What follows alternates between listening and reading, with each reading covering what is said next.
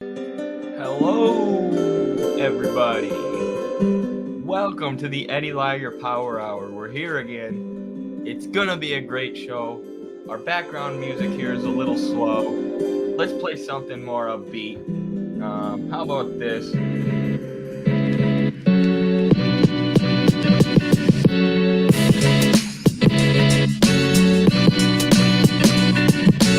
I like that a lot better. We're going to be talking about Biden admitting that the U.S. is low on ammo, and that recent report that came out saying that it will take years for the U.S. to replace their ammunition that they've sent to Ukraine.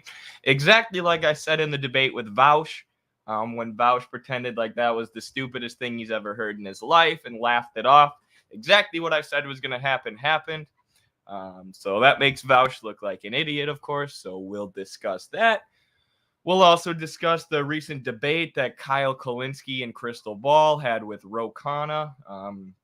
And I'll also talk about my own personal history with Ro Khanna. I've met him before and done some organizing with him. So, yeah. And we'll also cover Mike Pence saying that he's more concerned with the war in Ukraine than he is with taking care of American cities, saying the quiet part out loud. We'll hit on the UPS strikes a little bit, and maybe we'll get to some China videos. But yeah, without further ado, let's play the intro and jump right into it.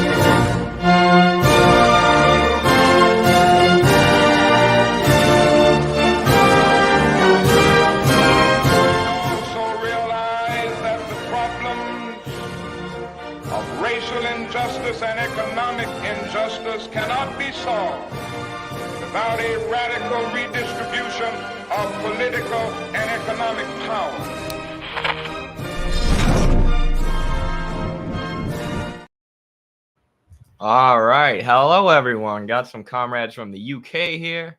Big love, big love. Thank you, Roadside Revolutionary. Do the stanky leg, says Jimmy. There you go, Jimmy. I got you. Hi, Eddie. Hello, Lols. Tanky going live. Absolutely. The Tankies are in the house. What's good? Long live the revolutionary workers movement worldwide. I love it. The international struggle. Working class coming together. Eddie, what do you think of Ben Norton from the Geopolitical Economy Report? I've been binging his stuff lately. Really good reporting. I agree. He does great reporting, great work, exposing the empire. That's a source that I use a lot. Ben Norton used to be with the Gray Zone, who I like a lot. So I have criticisms of him, or we have areas of disagreement, of course, but he's a really great reporter and journalist that has released a lot of important stuff. So Ben Norton is a G. Yeah, I agree for the most part. So hello, comrade. A little bit early for the power hour, isn't it? It is, but I woke up feeling energetic today. I had energy. I wanted to do a stream. Didn't get to do a regular news and politics stream yesterday like I wanted to, so I had a lot of content stored up for you guys. We also have a Hakeem video queued up. The video that we did responding to Leisha Miller is doing pretty well. And that's a video where she's fairly positive about socialism and communism, which I know some people really like those videos where it's not us watching some dingbat like Ben Shapiro and just tearing our hair out, but where we're watching someone who's actually intelligent and making good points. So I've got a Hakeem video queued up that we might get to today. I'm excited. My man, hell yeah, I got you. And is legit. Yes. Good morning from the next state over. What's up, Showbiz Nebraska? Shout out to all my corn huskers in the audience. Unless Nebraska's wrestling Iowa, then I got to go against you. But no, he did the stanky leg with Chinese characteristics. That was funny. The stanky leg with Midwestern characteristics. Isn't it going to be so cool when we have socialism with Midwest characteristics? And we can compare and contrast with our Chinese comrades and say, look at what we're doing in the Midwest. We've studied deeply what you guys did in the rural agrarian parts of your country. The way that Chinese socialism brought healthcare and Wi-Fi and development to the rural areas.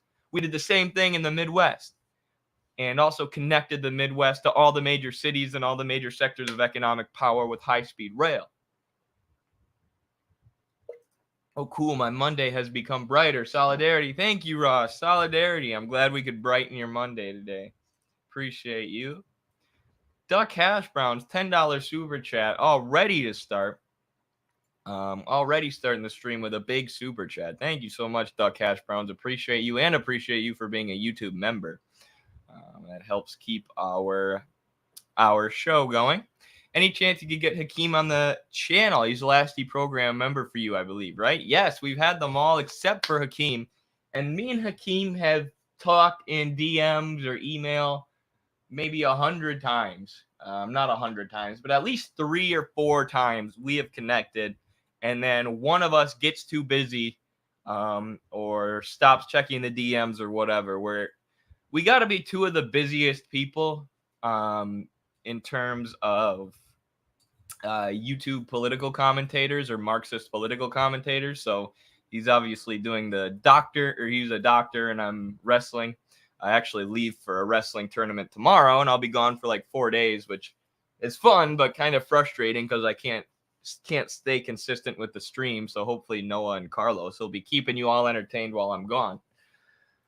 But yeah, it's just been difficult for us to make it happen, but we have each other on Discord. I think last time he told me to message him on Discord, and then his Discord was full. He couldn't accept any more Discord friends because he's too popular. So yeah, that threw a wrench in our plans, but eventually we will. So thank you very much for the super chat.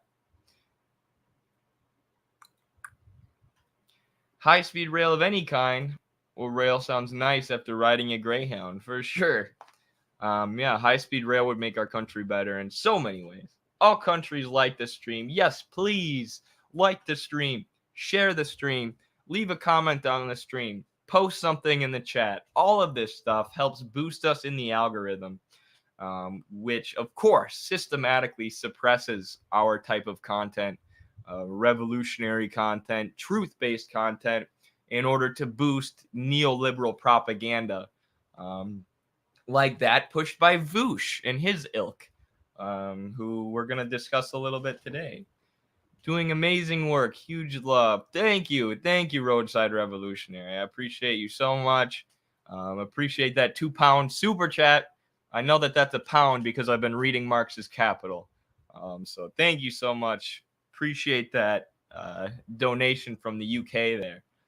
Much love. And that, like I said, is necessary to keeping our operations afloat here at the Midwestern Marx Institute. So if anybody could do me a favor, all right, and find the part of my debate with Vaush, because I don't want to rewatch it again. It's hard to listen to your own voice. For people who don't know and who have never done something like that, it's not super fun to listen to the sound of your own voice. And I had to a lot after the debate because people were having me on their shows and having me react to parts of the debate, and I was like, cringe. But either way, if anyone could find the part of the debate where I say that one of Russia's goals is demilitarization and that NATO and Ukraine are running out of ammunition, and then Vaush laughs and pretends like that's the stupidest thing he's ever heard in his life. This is towards the end. It happened towards the end of the debate, I think. If anyone could find that clip for me or find that timestamp for me, it would be super, super helpful, because I remember it happening. I just don't know where. And exactly what I said was going to happen in that debate has been what's happening. And even now, you have Biden and the Biden White House, the Defense Department, and even mainstream cable news shows talking about this. U.S. running low on ammunition stockpiles amid military aid to Ukraine. So what did I say in the debate with Vaush, in the debate with empty-headed Vaush? I said that one of Russia's goals in waging a protracted conflict is demilitarization, demilitarizing not only Ukraine, but their NATO allies, running them out of ammunition, because China and Russia have been investing in their industrial base and controlling energy and controlling production and advancing their manufacturing sectors, increasing their manufacturing sectors, whereas the U.S., the opposite has been happening. We've been outsourcing jobs, and our economy has become financialized to where there's much less productive industry in the country than there was, say, years ago, or at least proportionally, when you look at other parts of the economy. The major corporations or the major economic entities in our country are like pharmaceutical companies, real estate companies, these sort of not productive industry, or not manufacturing, or not extractive industries. There are still those industries, and there are still those jobs in America for sure. But we don't compete with China anymore, who's been investing in their industrial base for years. So the China-Russia alliance can kind of wage a protracted conflict against the U.S. and NATO, and just wait for them to run out of ammunition, wait for them to start using cluster bombs because they're out of ammo, which is what's going on now. And I said this to Vaush, and he's like, no. And then basically just said NATO is all powerful, right? NATO could invade Russia at any moment and take out Putin, and they're just benevolent and all powerful, and they rule the world. And the idea that anyone could wage a direct conflict with NATO and win, or cause them to run out of ammo, was absurd to Vaush. But Vaush was wrong, and I was right once again. As with many of the things that we discussed in that debate, Vaush's takes have aged like milk, and mine have continued to look better with time. But yeah, now you even have the Biden White House coming out and admitting this and talking about it, because there was a study, a report that came out from the Center for Strategic and International Studies that said replacing all the ammunition in our inventory could take 4 to 7 years, 4 to 7 years at our current pace. So the U.S. is really running out of ammo. NATO is really running out of ammo, which means Ukraine is running out of ammo. And they're really in a tough spot. So here's the very interesting Fox News report that covers this.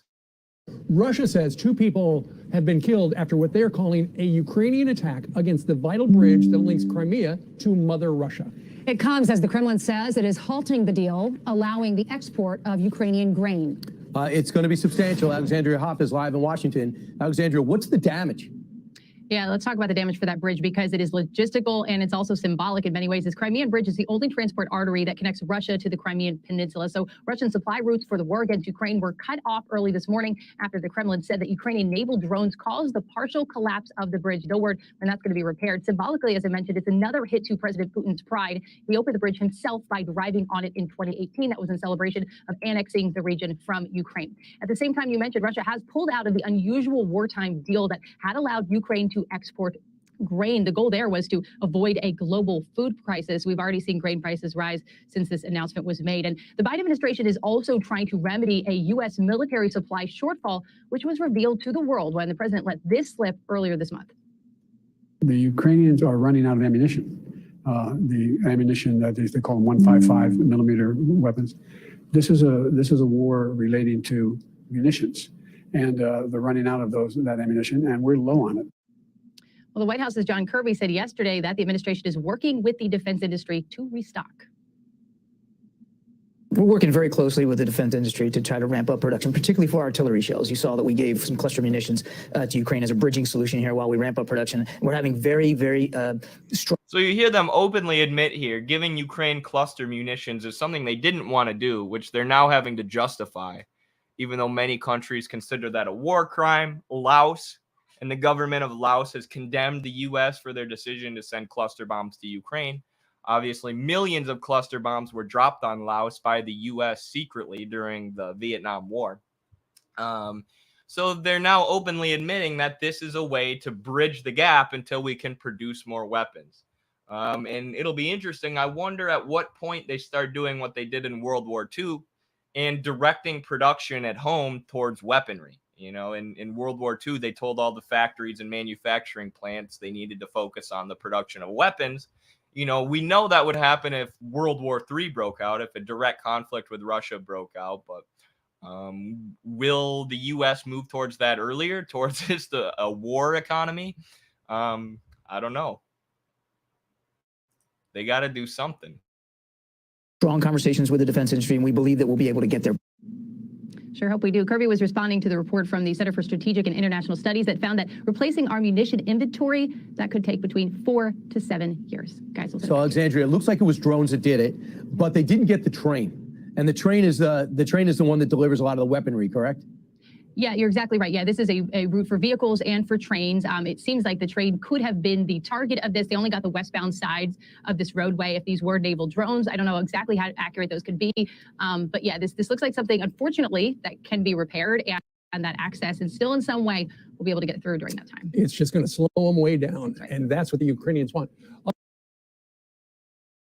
That guy's the biggest pro-Ukraine stooge on this show. At one point, he says in this segment, he's like, yeah, the Ukrainians killed a mother and her children when they blew up this bridge. But, you know, that wasn't their intention. Versus the Russians are trying to kill civilians. When Ukraine does it, it's always by accident. Like, how could you possibly even know that? Like, how could you know that no Ukrainian soldier has killed a civilian on purpose? Especially when we have videos of them literally using their own civilians as human shields and setting up their artillery behind civilian buildings. And that was reported by freaking Amnesty International, which is not like some big lefty or big anti-imperialist outlet. So, yeah, you see them also talking about this report that came out. And some people are asking me how we could know that they're actually running out of weapons.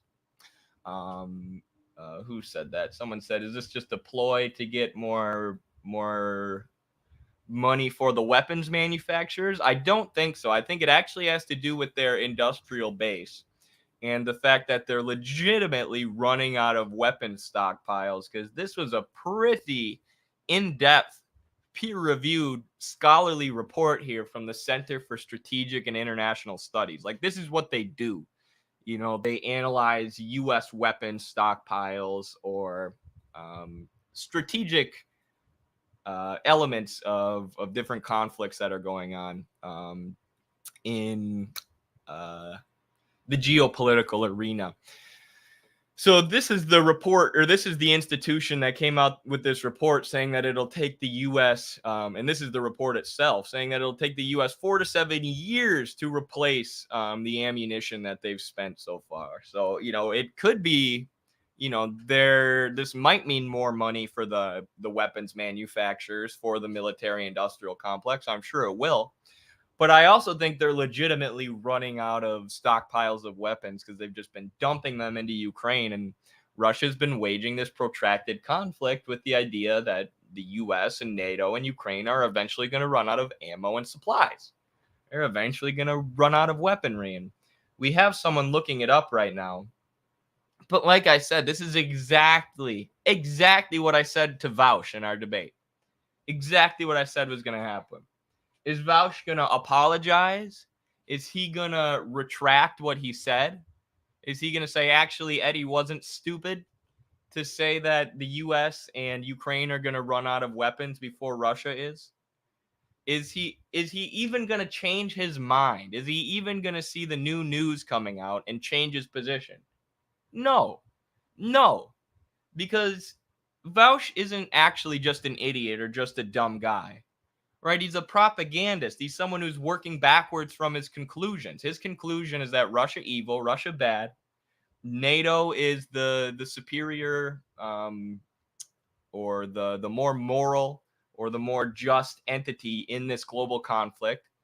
I'm going to support everything NATO does. And part of his conclusion is that NATO is all powerful. NATO can never be beaten. NATO could take out Russia at any second. NATO could never run out of ammunition. They've got so much, right? It's just American exceptionalism. He's internalized a lot of American exceptionalist propaganda, but his positions on this issue aren't based in evidence, right? And new evidence brought forward to him, new evidence presented to him doesn't get him to think about his positions and change it, right? He decides his positions from the beginning, NATO good, Russia bad, and then he works backwards from his conclusion, right? And he'll accept at least some criticisms of NATO. But when I said NATO was running out of weaponry, NATO is running out of military equipment, he literally laughed. And it was disgusting. He was jiggling all over the screen. I almost threw up in my mouth. But I managed to hold it in and try and explain to him that their military stockpiles were actually running low. But he had M&Ms and chocolate jammed into his ears so he couldn't hear. He's like, truly repulsive. But yeah, another dub for Midwestern Marx over Vaush.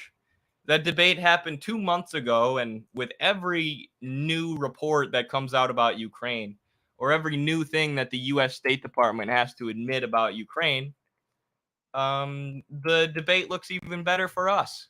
It tips even more in my favor. So it's like taking dubs after the debate has already ended. What's up, K Grenade? How's it going? You listening to this at work? Vaush is a grifter and a federal agent. Definitely. Don't care what Vaush thinks personally. Neither do I, but he also has an audience of 300,000 people who believe, or even more maybe, who believe the nonsense that he says. So I want to hold him accountable for the things he said in that debate, right? Because there are people who believed him, who believed the argument that he was pushing in that debate when all the evidence contradicts what he was pushing.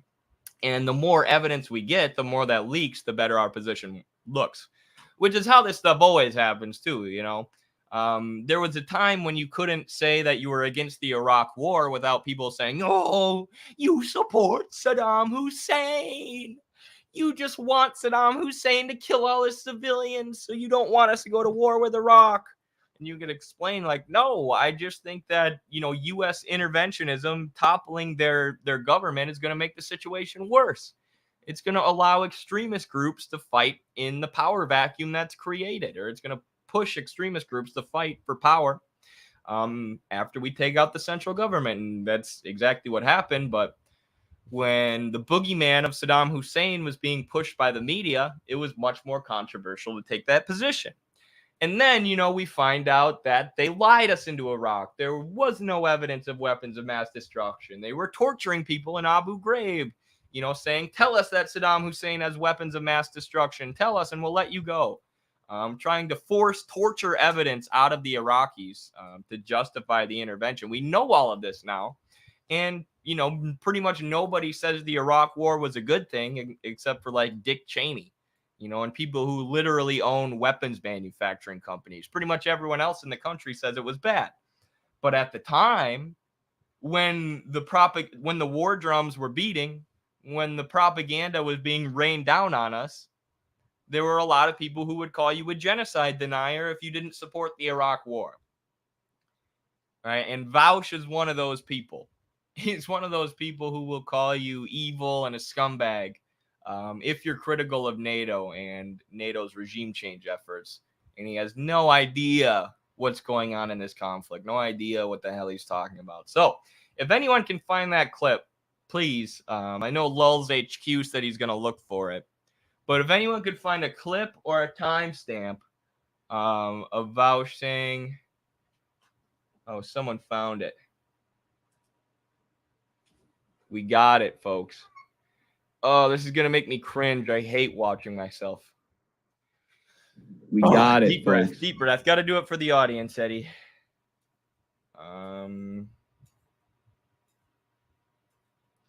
Cade Grenade, member for 3 months, Lenin level. Thank you so much, Cade Grenade. Appreciate you, man. Where did I see that?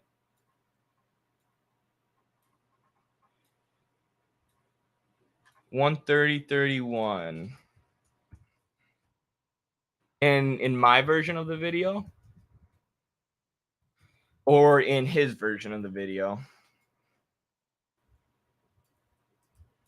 That's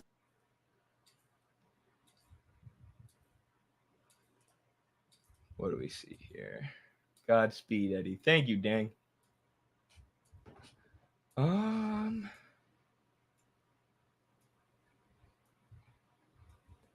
Sorry, I'm trying to find it again. Make sure I have the right thing. 130.31. Start more so than the seizure of territory. You know, if you don't think that's true, that's fine, but we'll see in Doesn't that the mean- coming days as the NATO countries start to run out of money. doesn't that mean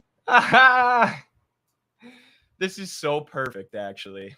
This actually doesn't, it's not making me cringe to watch so far. Russia's goal from the start more so than the seizure of territory. you know If you don't think that's true, that's Demilitarization fine, but we'll see has been Russia's goal more so than the seizure of territory, is what I said.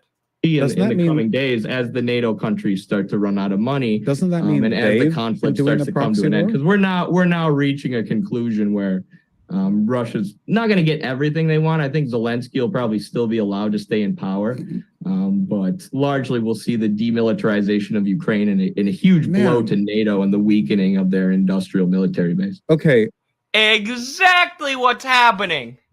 Exactly what's happening right now. And you see his smarmy fucking laugh, dude? This idiot. He's describing to me exactly what's about to happen. Vaush, maybe if you would stop being so condescending for 2 seconds.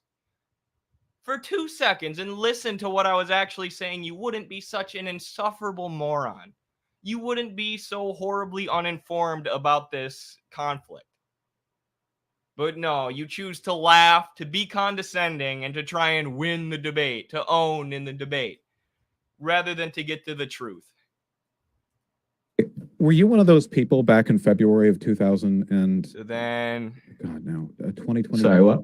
Were you one of the Of death and Ukraine. destruction? And of I've been Ukraine? honest about that point, and I said I got that wrong, right? It's fair to call what Russia's done an invasion, right? But It's fair to NATO is running out of money. Stuff like that makes me wonder if not it's money per se. 'Cause Political the will? West has a lot of money because the West in their current we're imperialist very state wealthy. Yes. is a financial oligarchy. But what they don't have is the same kind of manufacturing base that can be used to produce weapons of war that Russia and China has. Wait, that's And the U.S. for years has been involved in all these smaller conflicts like Iraq, Yemen, Syria, all around the globe. And that is what our military and NATO's military is built for, is maintaining a bunch of smaller conflicts all around the world. They're not built to, for a long, sustained, maintained conflict between another This is superpower like hilarious to what hear the war in when Ukraine is. Russia- this is hilarious to hear. This is hilarious. It's exactly what's happening now, and even Biden in the mainstream media is admitting it. Oh, broke. If I ever BTFO'd somebody this bad in wrestling, if I was ever this right or did something that made someone look this bad in wrestling, I would give them the broke sign. I'd be like, you just got broke, son, in front of your friends and family. Russia was evolving running out of into. fuels. So yes, like 1 the week into the NATO's in conflict. Russia's actually running out of fuel, not NATO. So haven't you been reading the CNN report? So manufacturing base and So their ability to this produce is- weapons this is is- being depleted. this is what I and that's mean going to become about- more obvious in the next weeks and This months. is what I mean about reality. yeah, I even said it's gonna become more obvious in the next weeks and months. Dude, I nailed this. I'm gonna take a victory lap here, pat myself on the back. Like Russia was running out of fuel in their invasion like 2 weeks in. The reason they See, still the have so Western many media, artillery- though, has been No, saying wait, this stuff. let They me said let me that finish. Wagner Let me group come has on, been fighting with let me shovels, finish. and Let me the Wagner finish. group Let me just took finish. Bakhmut. Let me finish. You let me finish. You're saying something wrong, dog. You're lying. Right? The Western media has been reporting that Russia's running out of ammunition and Russia's running out of weapons and fuel for months. For months. And it's just projection. It's pure projection. So I'm correcting something that you said wrong. Finish. They didn't. First of all, they're lying. Second of all, the leader of the Wagner group just threatened, just a little while ago, threatened to sell out Russian troop positions in his beef with the head of the Russian military leader. I really wouldn't be claiming that guy. Listen, what does that even have to do with anything? This guy is so. Oh my gosh, he's not even being a good propagandist in this debate. Reason why Russia has been that's Western. You know, there are Western. You know the reason why right? we're it's both not just like we're Kremlin both propaganda. Western sources. The reason why Russia has been able to continue supplying artillery shells is because the Soviet Union overproduced back during its heyday.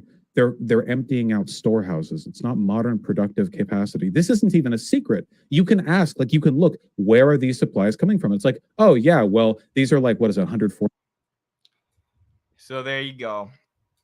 Vaush says Russia's going to run out of weapons first. He says they're not producing anything. He doesn't know about the nationalization and investment that Putin had carried out into the Russian energy sector, the expansion of energy trade and exports by Russia, which has brought more money to their country through things like Nord Stream, the Nord Stream pipeline, which, of course, the U.S. blew up to block the transfer of energy or the sale of energy from Russia to the U.S.'s allies in West Europe. But look where we're at now. Look who was right and who was wrong. Now we have the Center for International Policy or whatever saying that it'll take the U.S. years to replace their stockpiles of weaponry and military equipment. Whereas, are those reports coming out of Russia? No, of course not. Exactly like I said. What a fat dub. What a fat dub. Low, pure projection. The U.S. overproduced and had a stockpile of old weapons, and now they're running out and production can't keep up. Yup. You betcha. Damn, Vaush again, not for long.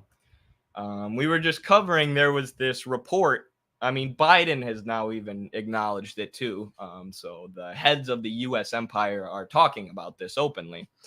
But there was this report from a strategic institute or sort of military think tank that said it's going to take the U.S. 4 to 7 years to restock on their weapons and that they're running out of military equipment and weaponry, which is exactly what I said to Vaush in that debate, and he laughed at it. And I told him that in the coming months, it's going to become more obvious and it's going to be reported on more and more that NATO and the U.S. are running out of weapons. And now Joe Biden is talking about how NATO and the U.S. are running out of weapons. All right. I will accept apologies in written form or video form, Vaush. You can even tweet your apology at me. You have to say, sorry, Daddy Eddie and Midwestern Marx, I was wrong. And I will now study geopolitics under you.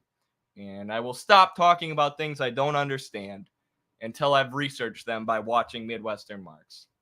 I want an apology, Vaush, written or video, whatever format you want to put it in.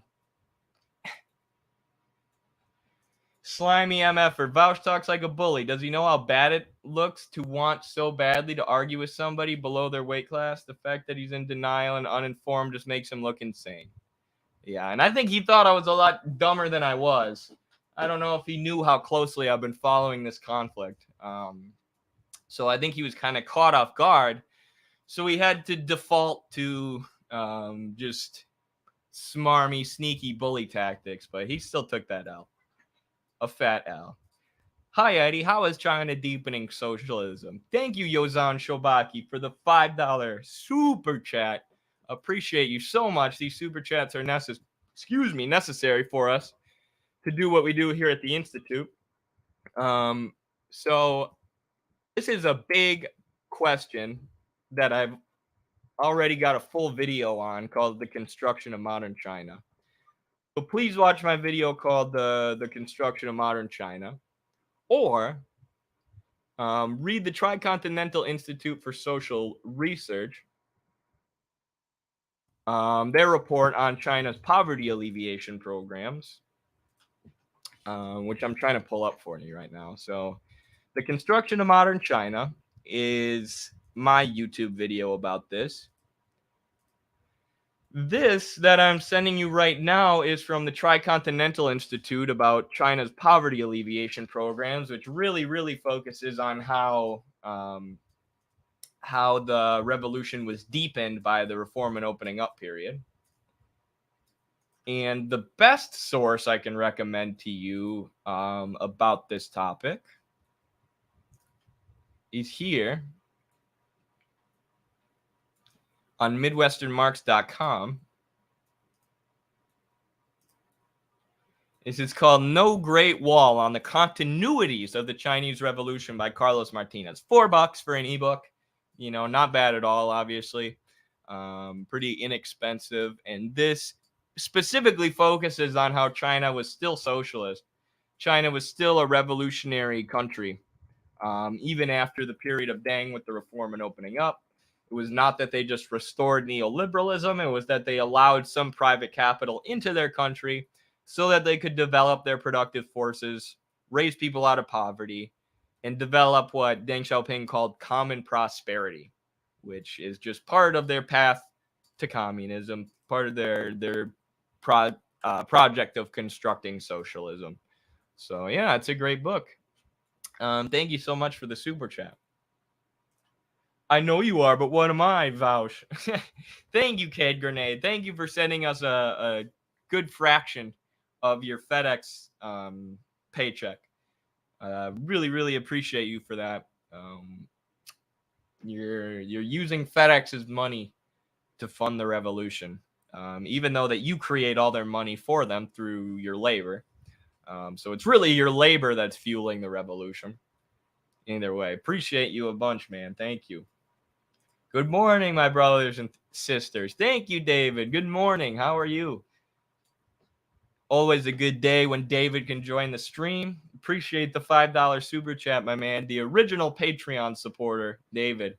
Yeah, patreon.com/MidwesternMarx if you want to join the Discord server and other perks and benefits that you get from the Patreon with our boy David. Thanks, Eddie. It's how I stay sane. I'm glad we can keep you sane, Cade. I'm not always the most sane person myself, but we'll do our best. So, yeah, I got a bunch of super chats already today, 5 of them. So thank you all for that. And again, this is those super chats are vital to making sure that everyone at the Institute can survive, and making sure that the Institute itself can survive. We're using our website funds to get an iPad as soon as those website funds transfer to where I want them to transfer to. We're going to have an iPad, so the TikToks will be coming in more frequently.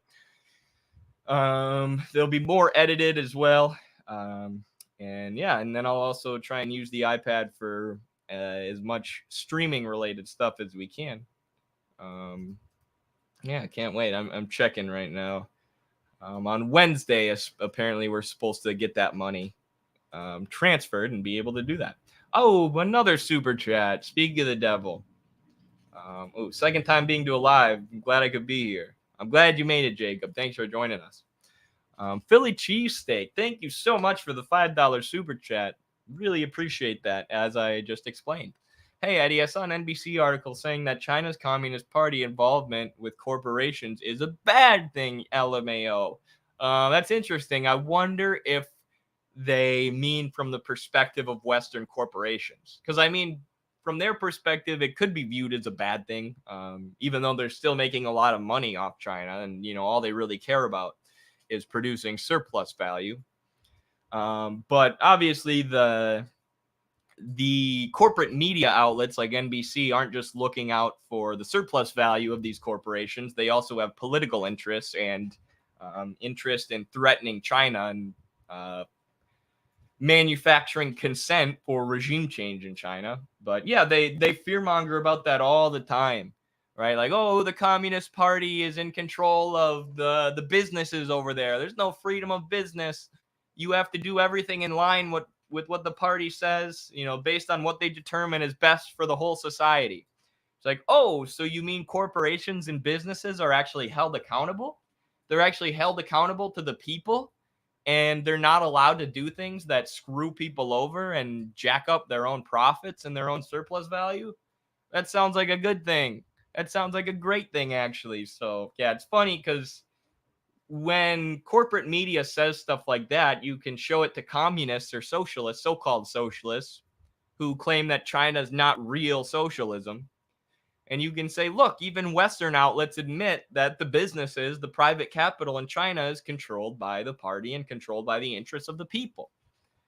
But then these outlets like NBC and MSNBC are saying it as a bad thing, right? Oh, watch out. We don't want to be like China. Their corporations aren't allowed to do whatever they want.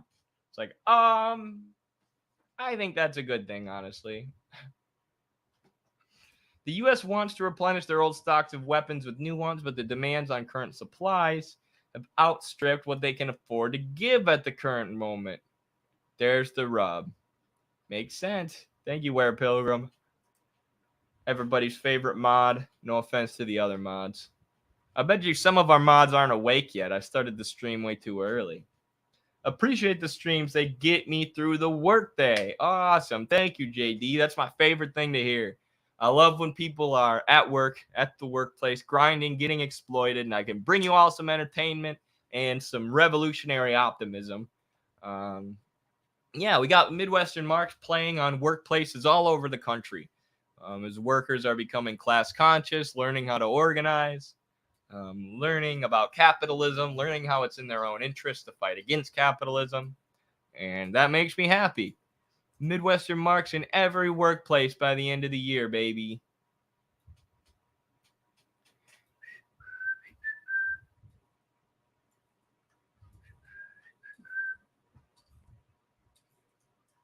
NBC, your shareholders would lose significant amounts of capital if China wasn't able to have private companies. We depend on their production for lower and middle class comforts. Absurd. Absolutely.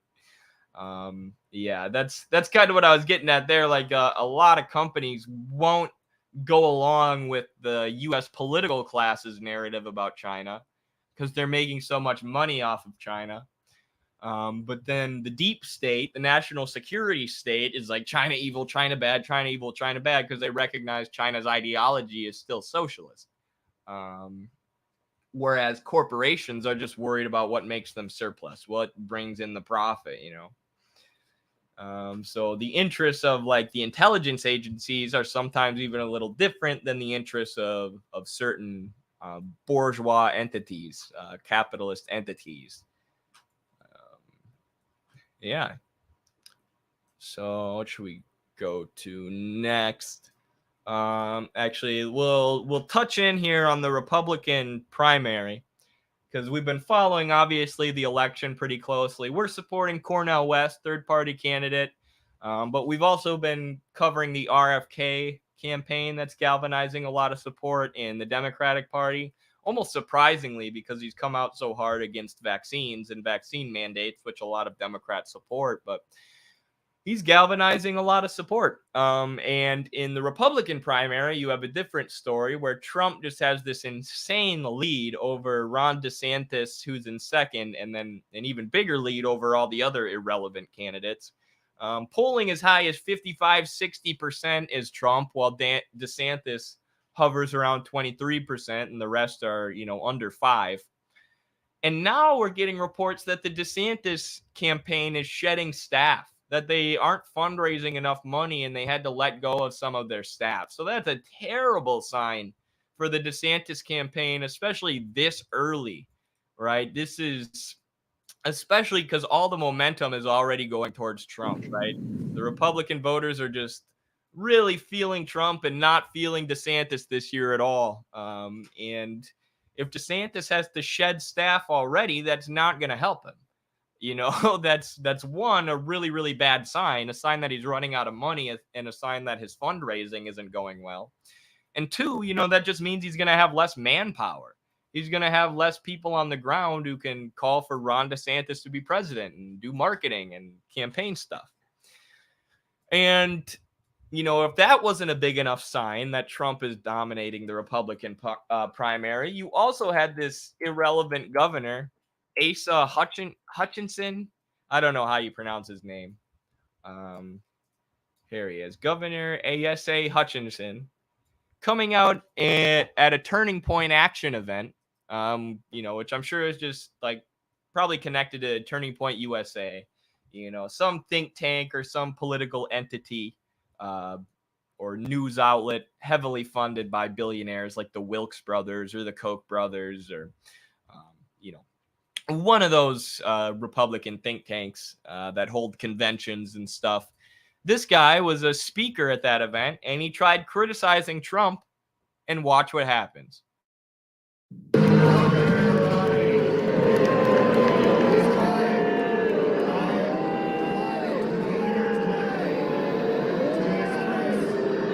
Yes, I'm running for president of the United States. We've got some great people that are running, and what we need is respect for those that might have a different opinion.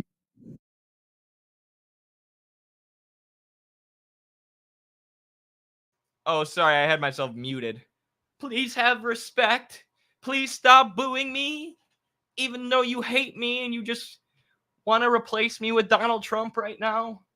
That was some intense booing. That literally sounds like the booing sound effect that we use here on the show. You suck. You suck. That was what that sounded like. Listen to this again. United States.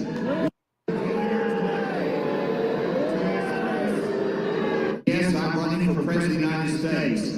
We've got some great people that are running. There are so many people in the Republican Party who just are sick of these old white establishment guys, and they just love Trump. They see Trump as their leader, someone who's actually fighting for for working class Republicans, or there's a lot of small business owners and stuff who support him too. But yeah, Trump has completely transformed the Republican Party from this neocon run party that it was under George W. Bush to the party of Donald Trump, right? And these Republican figures like this guy and Mike Pence, in all these old corrupt windbags, are trying to fight against it. No. We need to keep fighting the war in Ukraine. You know, Trump's talking about workers and bringing the jobs back and ending the wars. That's bullcrap. The Republican Party has always been about war and trickle-down economics, right?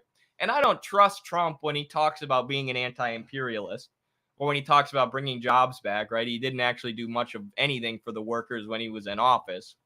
But his populist rhetoric, his anti-establishment rhetoric, is blowing these guys out of the water.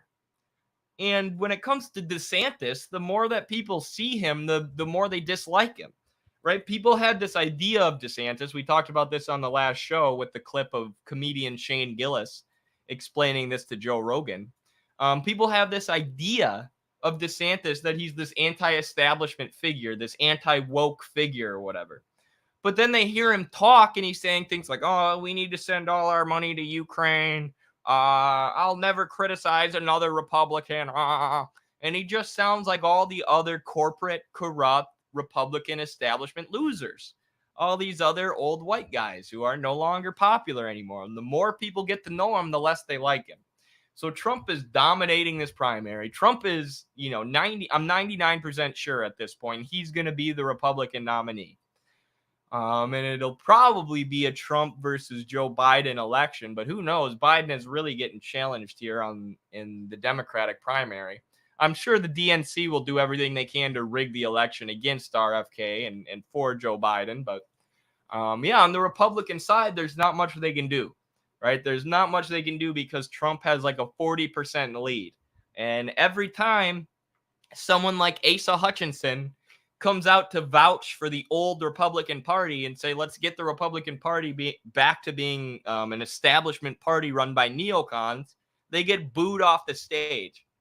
So this is very interesting what's going on in the Republican Party. Very important for Marxists, I think, to understand how Trump has transformed this party, and why people in this country are so susceptible or are so responsive to his anti-war and populist rhetoric. Right? He's saying, I'm going to do things for the workers and I'm not going to keep sending all your tax money to fight a proxy war in Ukraine. That is a very, very, very, very popular message with American workers right now, because neoliberalism has made it so 70% of the country is living paycheck to paycheck. 40,000 people are dying every year because they don't have health care. Everybody's drowning in debt. 60% of the country has to deal with medical debt at some point. So our healthcare system, rather than making you healthy, traps you in debt. The economy is broken. And, all these establishment Republicans are trying to tell you everything's fine and we just have to get back to being neocons. While Trump is saying, no, we need to bust up the establishment and drain the swamp and blah, blah, blah, make America great again. And that kind of rhetoric is super popular right now. So there's things that socialists could learn from that, because we actually can offer people an alternative. Right? Trump isn't an anti-capitalist, so ultimately he's not going to do much of anything for the working people of America. Right? He's just not. But if you fight capitalism with its antithesis, socialism, we can actually offer people something. We can actually offer people a better world. So we need to get out there and start being the ones who are doing the pro-working class rhetoric, who are winning the working class over to our side. Working class Republicans, working class Democrats, working class independents. Because right now, Americans are open to anti-establishment, pro-working class, anti-war rhetoric. And the Trump campaign shows that, and the RFK campaign shows that, as did the Bernie Sanders campaign in 2016 and 2020. Just submitted my resignation. No more unpaid 60-hour weeks. Nice, Andrew. Solidarity. Congrats. I'm glad you got out of that crappy situation. Thank you for giving us $5 of your paycheck, putting $5 towards the spreading of Marxist education and geopolitical analysis. Really, really, really appreciate you for that. And your super chats are necessary to what we do here at the Institute, the Midwestern Marx Institute. I appreciate it a ton. I'm glad you're out of that crappy situation. I hope you're pumped about submitting your resignation. I hope you can find another job that suits you and that exploits you less. Although we're always going to be exploited under this capitalist system, of course. But yeah, maybe you'll have more time to watch Midwestern Marx now. You can only hope. So Black Shirts and Reds has a lot of lessons on this, for sure. The program has a whole episode on him. He's literally a comic book villain. Who, the Asa Hutchinson guy? Doesn't surprise me. He just looks like Mike Pence, like cloned. All these Republican guys look the same. They're all just white-haired, bloated, wrinkly, rich dudes in suits, talking about how we need to continue to push for more war and how we can't do anything for the working class because that would be fiscally irresponsible. Yeah, you don't hear Republicans even making that talking point anymore. We need to be fiscally responsible. Gosh, the Republican Party is just so different from the party of Bush. It's crazy. Ron DeSantis. DeSantis is trash. I'd rather have a Trump presidency than a DeSantis presidency, to be honest with you. Especially if you look at the policies that have been coming out of Florida, like Rick Scott issuing an anti-socialist statement, basically saying socialists can't come here. And to be fair, Trump said something very similar about America, that he would like lock down the borders if you're a socialist or a communist, which is fascistic rhetoric. But DeSantis and Rick Scott in Florida have been pushing stuff like that. And our Comrade Libre of the Troika Collective recently got arrested for doing a peaceful protest in Florida. So cracking down on protesters, cracking down on freedom of speech and political expression, targeting the socialists and the communists first, just like every fascist government did. in the lead up to World War II. So, and just like the fascistic government in Ukraine is doing. So very scary. Can't stand DeSantis. DeSantis oversaw torture at Guantanamo Bay. Never forget it. Yeah, but Trump is also horrible, of course. You fool. Socialism comes from the inside, not from the outside. Exactly. Great point, Lulz HQ. If you don't want people to be socialists, you better give them social programs and meet their material needs. Otherwise, capitalism is going to turn people into socialism more and more and more and more. And you can make as many laws as you want trying to stop socialists from coming over the border. It doesn't matter. More Americans are becoming socialist every day because of institutes like Midwestern Marx, but more so because of how capitalism is leaving everyone behind. How capitalism continues to accumulate and concentrate wealth and power at the top while accumulating misery and poverty at the bottom. All right, y'all, I really got to pee. So I'm going to not leave you, but I'm going to play a quick wrestling match for you while I go to the bathroom. And I'll be back. Here's me beating up this team starter was out, I think. So this was a kid. This was like their backup. So I beat the crap out of this guy.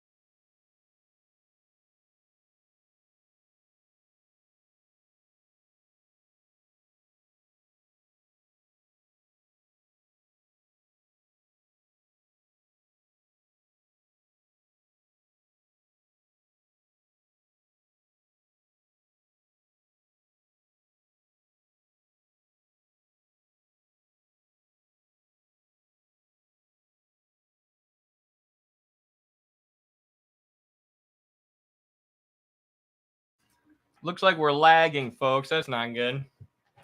Should I do this? There are some wrestlers who live stream and they watch their own matches and break them down like this.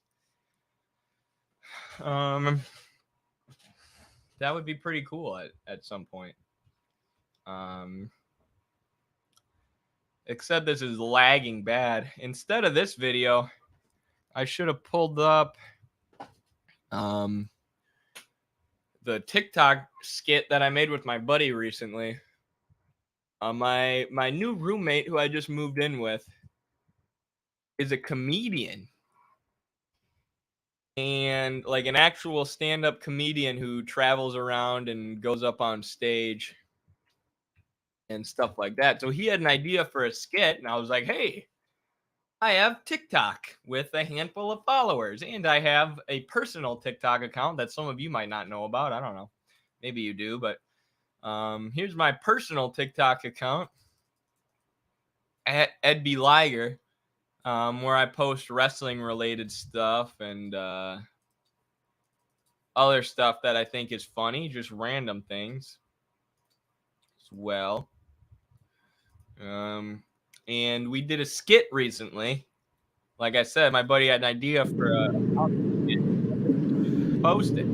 Sounded hilarious. So here you go. Enjoy my first foray into acting and comedy. Actually, that's not true. I have a couple of socialist or communist skits. But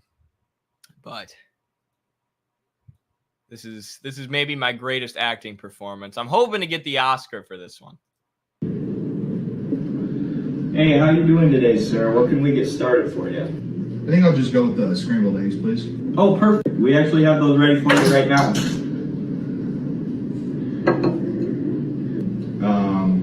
Not hard boiled. I wanted scrambled. Open them. Okay. Would you like anything else? I guess the check. Let's pay up front when you're done. Thanks. Hey, how you doing today, Pretty sir? What can funny, we get huh? started for you? The eggs were scrambled already. Not hard boiled. I wanted scrambled. Open them. Okay. So please, if you like comedy, which what kind of human being doesn't like humor and comedy?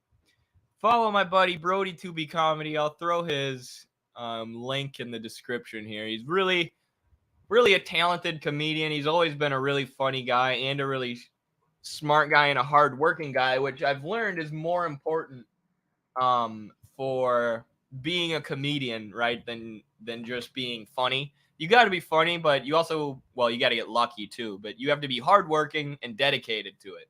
And you got to be willing to travel and you got to be willing to work hard, which is what, the attributes that a lot of aspiring comedians don't have. They just want to be famous and have an easy life telling jokes and hang out with Joe Rogan, go on the podcast and stuff like that. But he's really, really hardworking. So I really, really believe in him. I really believe that he can make something out of his comedy career. And eventually make that his full-time job, which I know is his dream. Right now, he's working at an engineering firm, like 8-9 hours a day, and it's a good gig. But yeah, I'd love to see his comedy career take off. So follow my buddy Brody. Please like his stuff. Leave a comment on his stuff, even if it's just like communism will win or Eddie sent me or something funny like that. If you comment on his stuff, it helps boost him in the algorithm. I'm trying to get him to post more on TikTok because I know if he posts more clips on TikTok, he'll blow up. So, yeah, follow my boy. I find it funny that Vaush critically supports the 1999 NATO bombing of former Yugoslavia, while at the same time, until 2 years ago, didn't know that Bosnia, Herzegovina, and Kosovo were real countries that actually exist. No joke. Are you serious? I mean, yeah, you can tell, and Vaush has admitted to being lazy. Right? He's openly admitted that he doesn't like to read and he doesn't like to do work. So it's like, then why are you a political commentator? Then why are you talking about the most consequential issues, serious political, military, and economic issues on earth? If you don't know about any of them and if you're too lazy to read about any of them. It's just like, not only is Vaush a liar and do I get pissed off at his political opinions, but he is the antithesis of everything I stand for in this life. Working hard, being humble, having integrity, not talking about things confidently if you haven't studied them and researched them, right? Being open to the idea that you might be wrong. Vaush is the opposite of that. He's not humble. He's arrogant. He always thinks he's right. He works backwards from his conclusion. He's incapable of listening. He's lazy. It's everything that I'm against and everything that I think a communist or socialist should not be is Vaush. All right, let's watch one of my buddy's clips, though.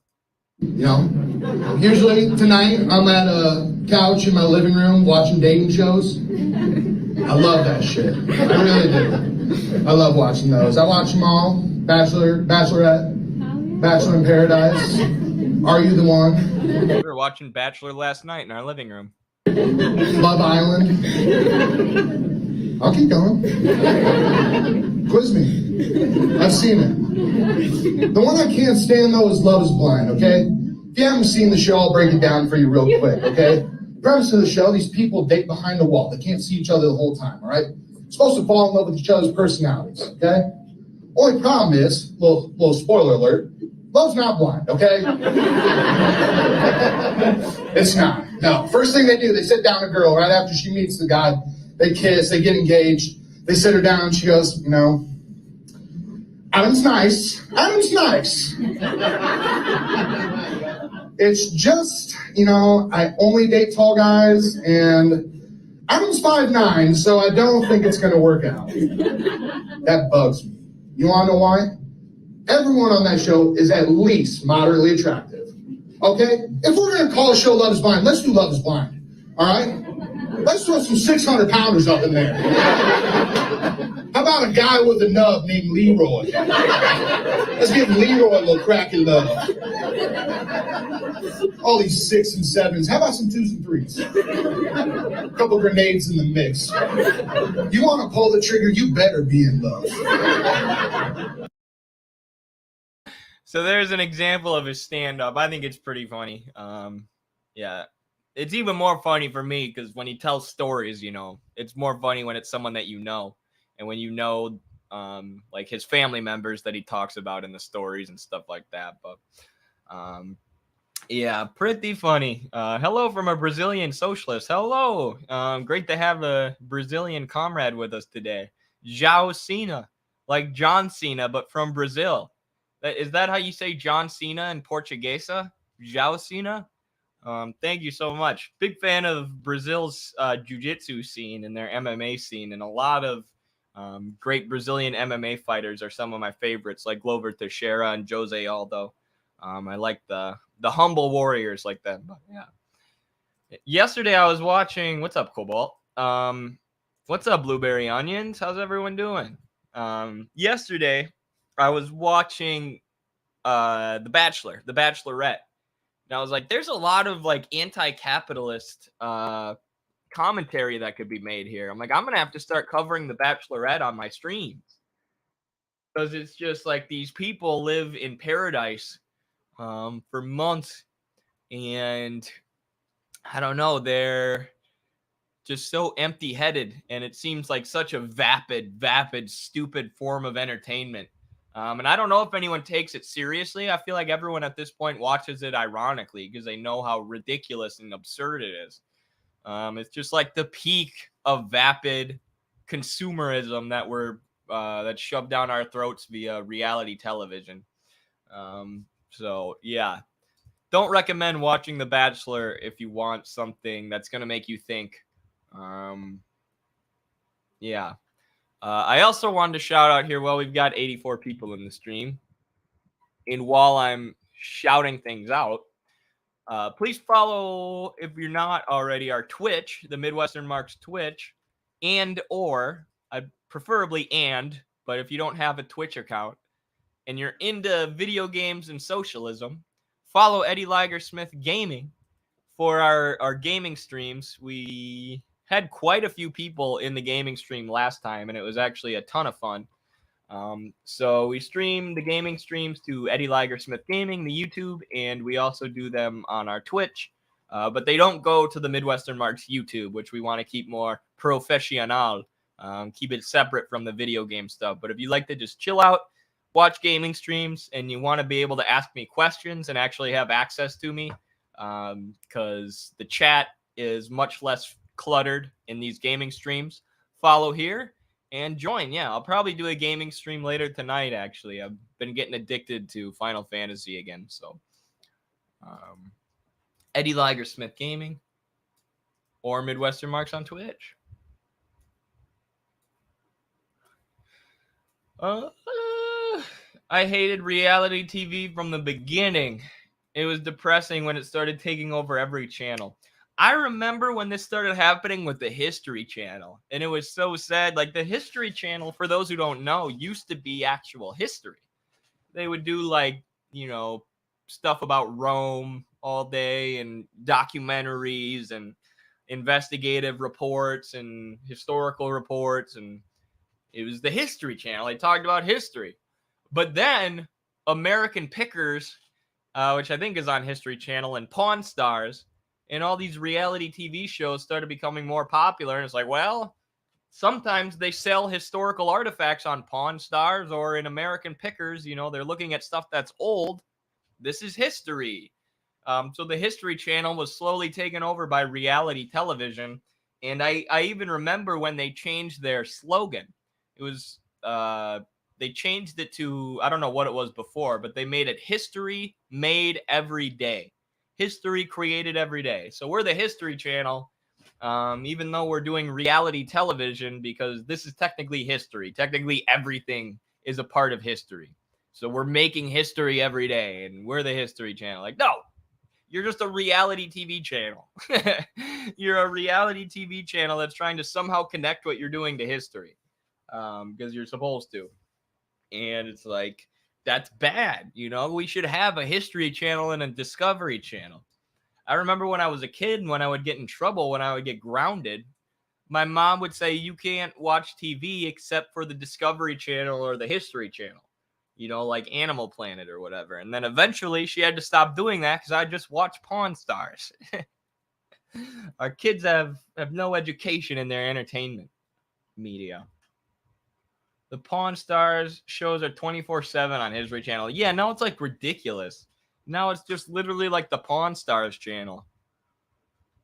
Also, Pawn Stars is scripted. There's nobody who acts like Chumley in real life. I just watched an old-based History Channel show on the American Revolution. I reminisced about the old History Channel days. At least they're still up on like YouTube now. I love watching History Channel documentaries on YouTube. I called it the World War II channel there for a few years, LOL. Yeah, that's what it used to be. They literally just talked about World War II. No Great Wall is an amazing book. Sorry, I'm behind on the stream. No worries, Jai. I agree. It's an awesome book. Pawn Stars? Yeah, it's the name of a show. They always make it a play on like porn. There's another pawn TV show called Hardcore Pawn. So Pawn Stars and Hardcore Pawn. Like, ha ha ha, so funny. I'm a PBS documentaries guy, so I'm good. Lucky you, Andrew, or Andres. Lucky you. PBS is solid usually. MTV, when the M stood for music back in the day. Yeah, there's another channel that's just been transformed into a reality TV channel. Does anyone remember Parental Control on MTV? That was the dumbest, most obviously scripted show ever, but I loved it as a kid. I watched like every episode of Parental Control. All right, let's get to the reason why I'm sorry, guys. Why I need to apologize. I need to come on here and get serious and do my first YouTuber apology. Hold on, let me start crying. Listen, I care so much about this community. And the fact that you guys were willing to hold me accountable, I just love that. And I'm ready to change and be held accountable and stop losing subscribers. So I just had to come on here and apologize. One thing I'm curious. Just kidding. I've had it with the YouTube apologies, to be honest with you. But I saw this interview with Kyle Kalinske and Crystal Ball debating Ro Khanna about Biden and criticizing Ro Khanna for being so heavily supportive of the Biden administration, despite all the anti-progressive, anti-working class things that they've done, pro-war things that they've done that Ro Khanna claims to be against. And as with any news story that involves Ro Khanna, it made me think of this. When I met Ro Khanna and when I took a picture smiling with him and posted it on Instagram and said, this guy is my favorite politician in the United States. He's such a good guy. He's against the wars. He's for the working class. And then after this picture was taken and after the Bernie campaign, Ro Khanna, who was probably already selling out when this picture was taken, I just didn't know it, proceeded to become the biggest pro-war sellout I've ever seen in my life. That's not true because there are so many pro-war sellouts in Washington, but he became basically a male version of Nancy Pelosi. Always talking about how we need more censorship, how we need more money and weapons to Ukraine, more war. We can't afford to do anything for the working class right now. The working class is just a bunch of evil Trump supporters. Let's send all their money to Ukraine.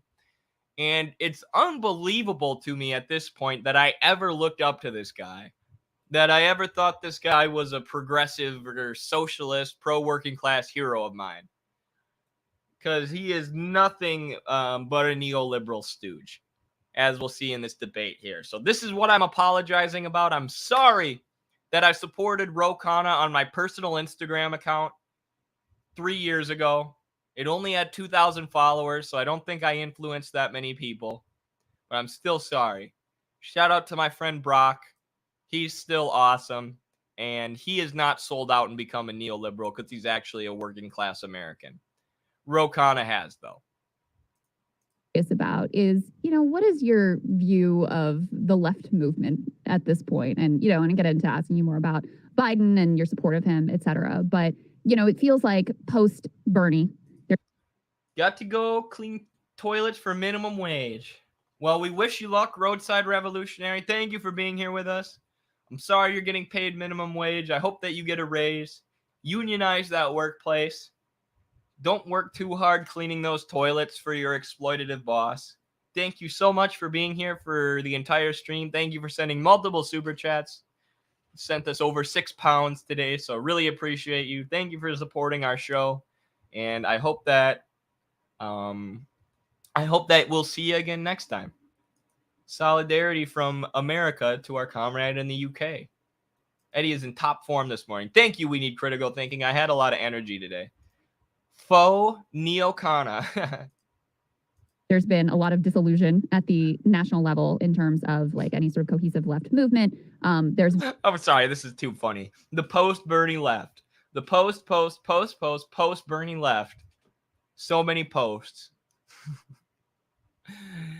Yeah, once you get to the fourth post, the post Bernie left is neoliberals like Ro Khanna, who now just spend all their day or all their time talking about how evil Russia is and how we need to send more cluster bombs to Ukraine. That's the post Bernie left. Very little. I think you're one of the few. The post Bernie left is Kyle and Crystal. Okay, the post Bernie left is Midwestern Marx. That almost consistently voices any sort of dissent from the Biden administration when the idea was, okay, we're going to elect the squad. We're going to get these people in there. They're going to fight against Democratic leadership. They're going to make it clear there's a contrast between them and, the Pelosi corporate wing of the party. So what's happening with that project? I would say the left has been stronger than ever in my lifetime. And I'll say a couple points. We just had a progressive caucus meeting. Bernie Sanders came. He said when he started the progressive caucus, there were 5 members. He had about 100 members there. And all of them almost have signed on to Medicare for all, to a commitment on free college. Now, you could say we haven't achieved it, but we're shifting where the median of the Democratic Party is. And this where's the fight, though? I don't see the fight. They've been saying that for 10 years. You've been saying it for so long. We're shifting the Overton window. We're shifting it. So no Medicare for all yet. You're still being robbed blind by the insurance industry and the pharmaceutical industry, who are one of the most profitable industries in the entire country, who are raking in billions of dollars every year. But now we've gotten people to say that they support Medicare for all. So we're shifting the Overton window. They're not actually giving you health care, but they're talking about it. So shouldn't that be enough? No, Ro, because you're all a bunch of damn liars who aren't actually fighting for Medicare for all, who aren't actually pushing for Medicare for all, who aren't actually crafting any kind of health care legislation. So I don't give a shit if they're talking about Medicare for all in Washington. Congrats, bro. I still need healthcare. None of us give a shit. None of us care that you're shifting the Overton window so more corrupt Washington senators are talking about, or congresspeople are talking about Medicare for all. That doesn't get me healthcare. That doesn't get my friend Brianna her diabetes medicine, you dipshit. paper they're for, but nobody's fighting for it. And let me say, I think shifting the median of where the Insulin's the name of her diabetes medicine. Democratic voter is, yes, but that thousands of people in this country have to ration. And as this dude's constituents are rationing insulin, he's like, oh, at least we're talking about Medicare for all. Don't criticize me. I mean, healthcare isn't an active topic. Biden has Wouldn't even do public option. He doesn't even talk about the public option Right, anymore. yeah. I don't hear anyone saying anything about it. Well, I agree on healthcare. We haven't done it enough. I mean, the best thing we did on healthcare was the insulin caps, but that was for people on Medicare. We increased some of the affordable care subsidies, but I mean, I think you should have started to expand Medicare to 60 to 55 during the pandemic. Oh my God. Kyle is Ryan Gosling from as Barbie's Ken. Oh man, that's too funny. He could have done that. He ran on that to expand it to at least 60. We should have done more on prescription drugs. We could have eliminated medical debt in cases where hospitals are engaged in price gouging. So I agree with you on healthcare. We haven't done enough. But I think you would agree that President Biden has been a much more progressive president than Senator Joe Biden, and probably on many dimensions the most progressive in modern times. I mean, How, dude? How? What has he done? Who here? Please tell me in the chat now.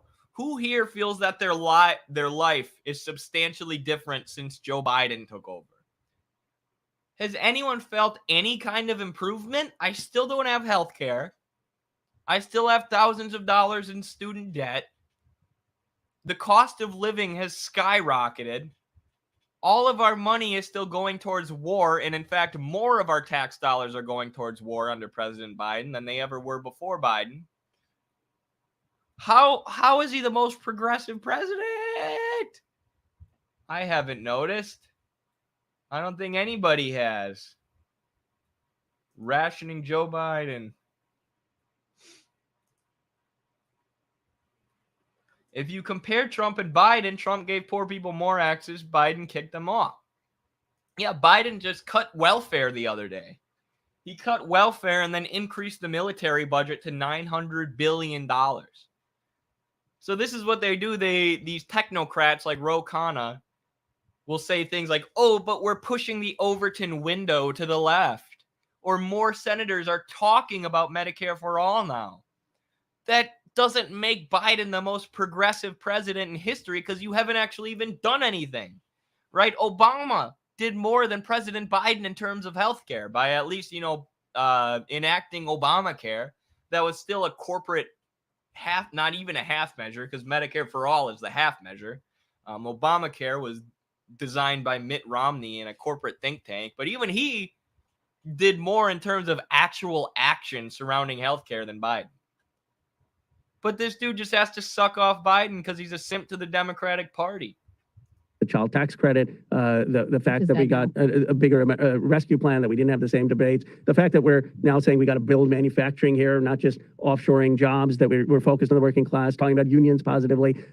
So the point is, I think, my view is post-Biden, there should be 20 years of progressives running the Democratic Party like there was DLC candidates. But we've got to build to that, and we're not going to get there. I think we got to build to that. We can't actually do anything. We just got to build to it. And Cheese Guevara says, I was talking to a mental health care worker who got kicked off her insurance while she was newly pregnant. Right? And this is why these people are so infuriating and why they're so hated. Why only 17% of Americans think Congress is doing a good job. Because these folks are so out of touch. Because guess what? Every single one of us in the U.S. has a story like this. Or like my friend who has to ration her insulin because of the healthcare system in this country. Or everybody knows somebody who was kicked off their insurance when they got pregnant. Or something so horrific, so terrible in the way that they were treated by a predatory healthcare system. Right? Every working class American in the country has a story like this.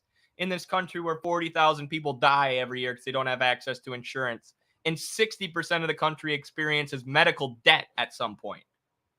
Right? Every working class person's got a story like that. And then you have these rich douchebags like Ro Khanna who have health care, who have housing, who have their needs met, who never have to worry about anything in their lives, who are filthy rich because of campaign donations and because of their connections with the wealthy and because of our tax dollars that pay their salaries. And they're talking about how, no, we're doing good enough, right? Our healthcare system's doing good enough. And in fact, don't criticize us for what we're doing because we're the most progressive, or this is the most progressive administration of all time, right? We're trying our best. Like, dude, you're insane. There are people dying because they don't have health care out here. And you're giving yourself a pat on the back for all the things that you've done to change our healthcare system when you haven't done jack shit. That is why people can't stand these folks. That is why we see through these faux progressives and fake socialists like Ro Khanna and Alexandria Ocasio-Cortez, because they're living in luxury. They're having all of their needs met. They never have to worry about where their healthcare is going to come from or how it's going to be paid for. And then they're telling us, the working class people who don't have healthcare, quit complaining, quit criticizing us. We're doing enough. No, you're not. No, you're not. The fact that anyone in this country has to ration their insulin when we have more than enough insulin and when we have the most expensive healthcare system in the world should get you all thrown out. You should all lose your jobs forever. There should be a revolution tomorrow because of that. It's so insane.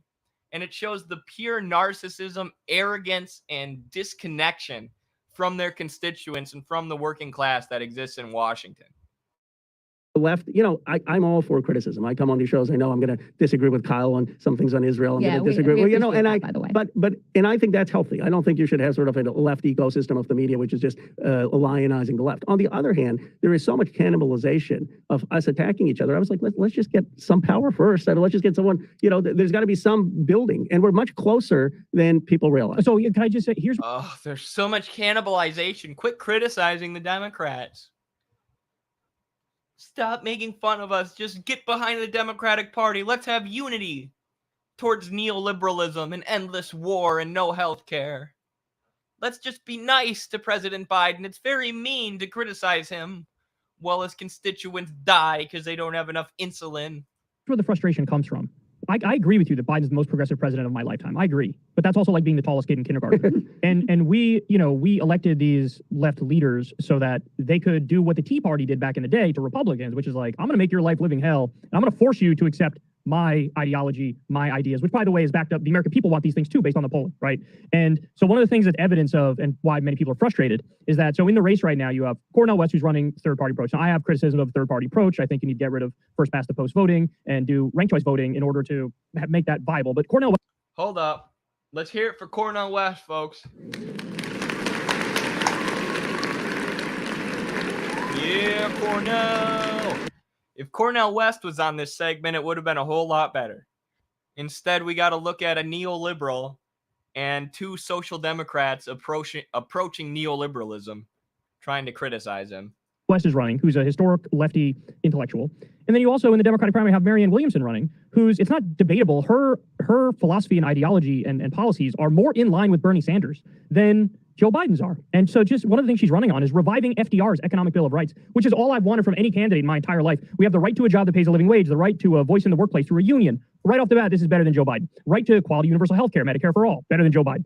Right to a cost-free higher education, better than Joe Biden. Right to affordable good housing, better than Joe Biden. And I could go on here pointing out the areas where Marianne's philosophy agrees. God, Kyle can, when he's like ripping off facts, he can really go.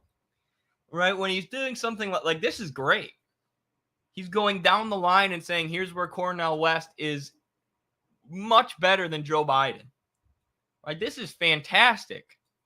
But then he'll backtrack and say things like, yeah, but Joe Biden's the most progressive president, or yeah, he's way better than the Republicans, or yeah, we still need to vote Democrat, or, it's like if he would read Marx, if he would really just take a 3 months away from the YouTube commentary game and away from all the BS and the day-to-day of politics and just read Marx, he would be amazing. He would be a freaking wrecking ball.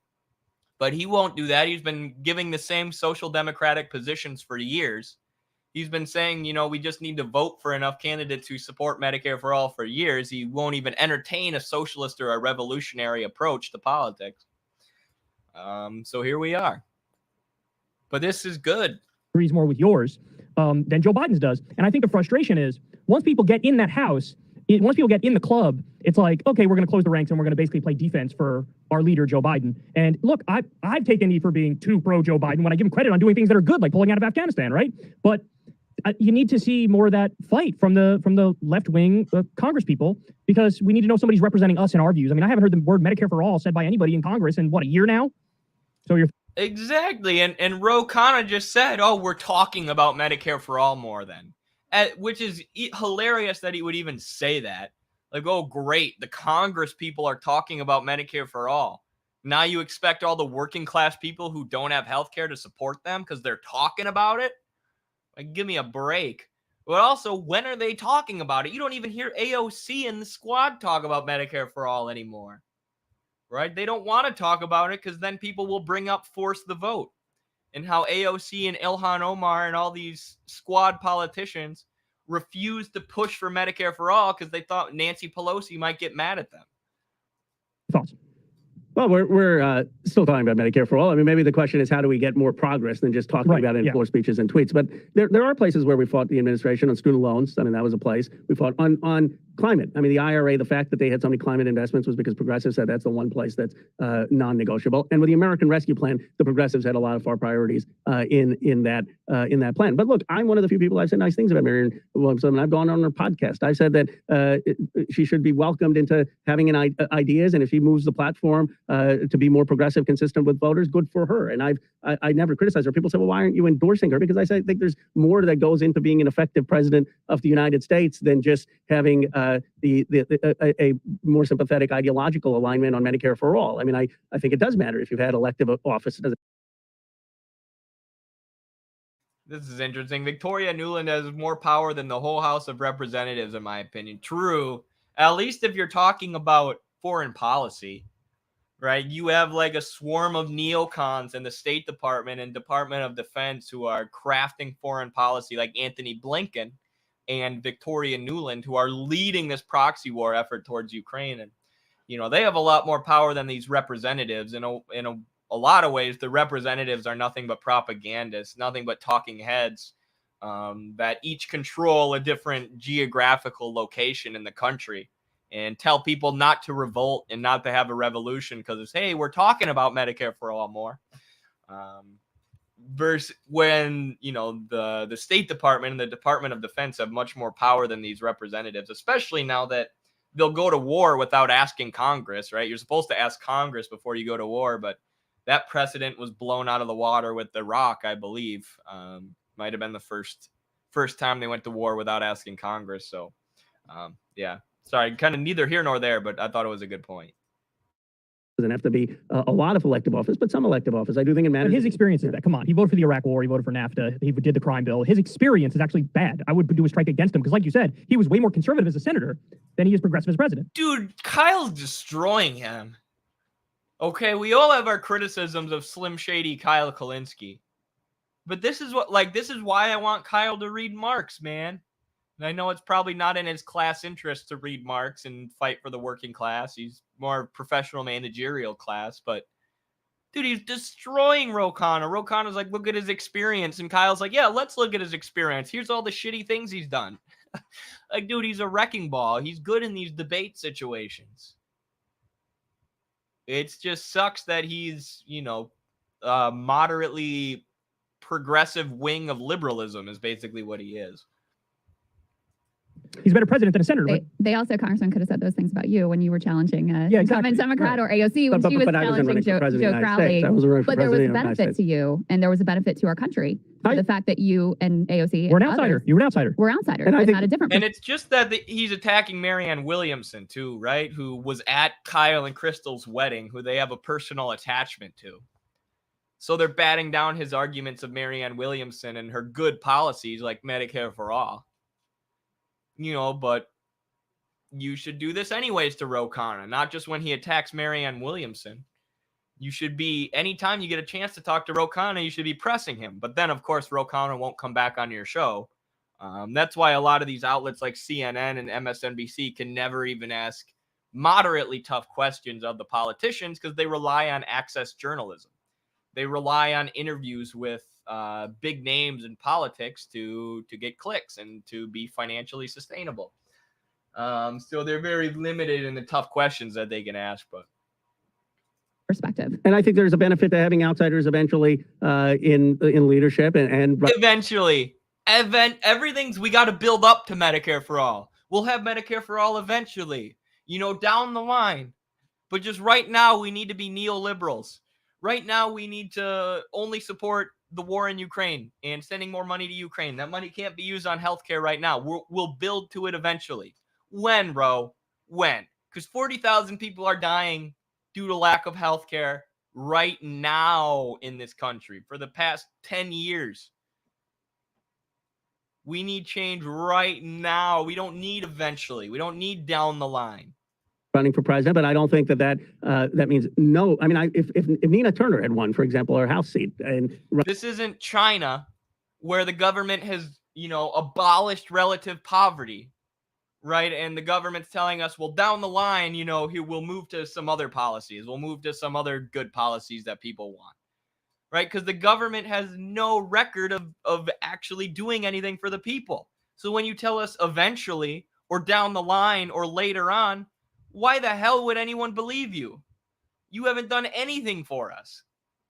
Run. I think that would have been different. But that said, look, Marianne Williamson is adding to the debate. I think the attacks on her have been unkind, and she shouldn't be silenced. I mean, if she can move the platform in progressive directions, good for her. I guess the part for me, because this is partly relevant, because AOC just endorsed Congressman Ocasio Cortez just endorsed Biden this week. Bernie endorsed him early on. You've endorsed him as well. It's like, we're not naive. I know how the game works. I get that you need to work with the president, right? I get that you feel like, and we could debate this, but you feel like keeping a decent relationship with him will enable you to be able to maneuver, to be able to get more progressive priorities and bills. Like, I understand all of that. I just don't know why any of you had to endorse anyone. Like, why not just... Yeah, if you stayed out, I would have respected that a lot, because that's a wink and a nod to the left. Like, do your thing. Let's see how far this goes. I mean, you would actually, if you did that, you would be much more in line with the Democrats. Yeah, wink and a nod to the left. He doesn't care about the left, guys. He's one of them. He's one of the neolibs. He's one of the Democratic Party establishment people. And in fact, he's more useful to the Democratic Party establishment because people see Ro Khanna as a progressive, right? So when you have someone who's pretending to be a progressive, or like AOC pretending to be a socialist, and then they endorse Joe Biden, that's really useful for the neoliberals because it pushes people who actually want Medicare for all, who actually want pro-working class policies, to vote for Biden too. Right? That's why Ro Khanna and AOC are the most vital parts of the Democratic establishment, right? Because they tell, yeah, these guys are leftists, they're progressives, they're socialists, but they're still voting for Biden, right? That's a very, very useful message and position to take for the Democratic Party that Chuck Schumer and Nancy Pelosi can't take because everyone knows they're neoliberals. And that is why I'm so sorry for this and why I deeply apologize for ever falling for this grift. But this is exactly why Ro Khanna is useful, because he takes people like me and my friend Brock, who are disgusted with the American pharmaceutical industry and insurance industry, and who want healthcare and housing and higher wages for people. And so we joined the Bernie campaign. He takes people like us and tells us to vote for Joe Biden, tells us to just be Democrats, tells us that we'll get Medicare for all eventually if we just wait. Right? So rather than putting our efforts towards working class organizing and towards revolution, and rather than rightfully criticizing the other wing of the two-party duopoly, the Democrats, the blue imperialists, instead of doing that, we say, oh, the blue imperialists are better than the red imperialists. Right? That is the function that Ro Khanna serves politically for the Democrats. And here's a prime example of it right here. Because as soon as Bernie dropped out, this guy was like, endorse Biden, vote for Biden, please, we have to beat Trump. Democratic Party establishment stooge pretending to be a progressive. I should have suplexed him right here. I should have been like, thanks for coming, Ro. Check out my arm drag. Democratic base, not the left-wing, weird online, whatever. Overwhelming majority of Democrats are like, we actually want options. We actually want a primary. We're actually concerned about the president for a variety of reasons running for office again. So why insert yourself? Why not just stay out, let the process play out, and maybe call for debates, because that would be good for democracy and consistent with a lot of Democratic Party rhetoric about how pro-democracy we are. So why the need to actually actively jump in for a man that you have a lot of ideological differences with and have been courageous in criticizing at times? Well, I think the president's first 2 years were more progressive than many of us expected. I mean, people were genuinely proud of the American Rescue Plan. They were genuinely proud of what he did on Afghanistan, what he did on student loans, what he's done on the IRA, what he's But doing. what is he even planning for the second term? I mean, legitimately, point, yeah. because those first 2 years, agreed. Yeah, I do. I 100% agree with you. We don't hear much about, lately what we've gotten is we're going to side with Capitol over workers on a rail strike. We're going to agree to this like ridiculous hostage taking from the Republicans and strike a bad deal with them. I mean, that's basically since Ron Klain has left. That's right. There's been a turn in the administration, and they have not laid out an affirmative vision for a second term that I've heard of. Maybe you can inform me about it. I hear a lot of cheerleading the accomplishments that happened. There's some things to celebrate there, no doubt. I hear a lot of just, we're not Trump, and that also is legitimate, let's keep the baddies away from the White House. I get that too. But what are we even supporting for a second term? Well, I think we should lay that out. I mean, we need to get the living wage. I mean, wage increase. That was one of the big misses. We didn't get the minimum wage. We should have fired the parliamentarians. Some of us called on to do that. We should have childcare for everyone. I'm working on $10 a day childcare, but you want to go after people's costs, do childcare, have an agenda to have paid family leave, which we still don't have in this country. Yeah. So we should vote for Cornel West. So we should vote for the one candidate in this race who has been fighting for all those things for his entire damn life. So you want us to vote for Joe Biden, who's the president right now and hasn't managed to get any of these things or even close to any of these things? But you don't want us to vote for Cornel West, who has been fighting for those things for his entire freaking life? Your vote blue no matter who strategy doesn't make any sense if these are the goals that you want to achieve, Ro. Which is exactly the function that you play within the Democratic Party. You're this guy who pretends like you want to help workers, but then when it comes down to it, you support the neoliberal who's doing nothing to help workers. Also, somebody said, should have got the table. When I was talking to Ro Khanna, that reminded me of this meme. Oh my God, it's Bernie Sanders with a steel chair. This is Cornel West this year. Biden's going at it with Trump, and oh my God, it's Cornel West with the steel chair. I said, why can't we bring modern steel plants to places that have been deindustrialized? If Europe's doing that with clean steel, with hydrogen steel, why aren't we doing? Great point, and this has to do with what I was saying earlier, where Kyle and Crystal are only being so hard on him because they love Marianne Williamson. Right, but there's stuff to criticize about what they've said here too. Crystal says there's needs to be a competitive primary, but smeared RFK Jr. and Cornel West. Absolutely, right? As I said earlier, Walter, stop. My dog is getting feisty. Like I said earlier, they're only coming after Ro Khanna because they're personal friends with Marianne Williamson, right? But they wouldn't stand up for Cornel West or especially not RFK in the same way. And in fact, Crystal has openly smeared both of them and attacked both of them. So they're not doing their part either, even though this is a good interview where they really destroy Ro Khanna here, to be honest. So many of these liars who say that they want an alternative to the Democratic Party establishment, but are against every real alternative which exists. Absolutely. Yeah, and in many ways, Kyle and Crystal play the same function as Ro Khanna. Right? They're just pretend to be further left than him. No, we're lefties. We're social democrats. But when push comes to shove, we'll always line up behind the neoliberal establishment part of the Democratic Party. And we won't support a real outsider, real anti-establishment candidate. In fact, we'll mock them and smear them like they did to Cornel West, a real fighter for the working class who has done a lot more for the struggle of for socialism than Kyle and Crystal ever will. Khanna literally represents Silicon Valley. What do you expect? Right. Yeah. This is where I kick myself. Looking back at how I trusted this guy and thought he was a progressive. He was openly saying from the beginning, I'm not a socialist, right? I represent Silicon Valley. I can't be a socialist. He would say stuff like that, right? I represent too many rich people, too many Silicon Valley oligarchs, like the ones who have been censoring us on TikTok. Can't be a socialist, can't fight for the working class. My corporate donors won't let me. Okay, buddy. Doing that in Johnstown, Pennsylvania, and Ohio. There's a lot we can do and achieve. And some of it actually with Republican votes. I mean, force them to vote on, are you for paid family leave? Are you for... They haven't shit on Cornel West? Yes, they have. We covered it. Midwestern Marks covered this. Carlos and I reacted to it.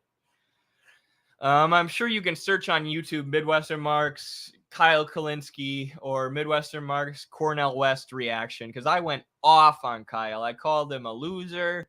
I said that his Justice Democrat strategy has failed to get anything for working people, and the fact that he would crap on Cornel West for running third party is absolutely disgusting.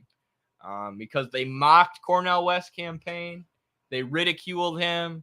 They said he didn't know what he was doing when he launched his campaign. He didn't have any kind of coherent strategy. They smeared the crap out of him. And then I think they got so much pushback for it, right? Because that was their initial reaction. It was just Kyle and Crystal like vlogging in the car on their way to work or whatever. And I think they got so much pushback for it that they probably retracted what they said or like quit criticizing Cornel West so heavily. But they did in fact smear him. I know because we reacted to it.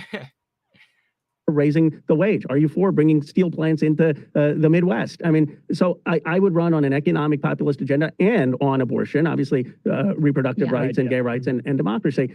The articulation of that, I think the articulation of the working class economic agenda for a second term has to be stronger. I think the president's done a very good job highlighting the stakes with abortion rights, which are existential for people. He's done a good job on highlighting. He does, especially for the primary. I mean, if Biden wants to win, if he wants any chance of beating Trump, he's got to do something for the working class, do something for the unions, and then ramp up his populist rhetoric.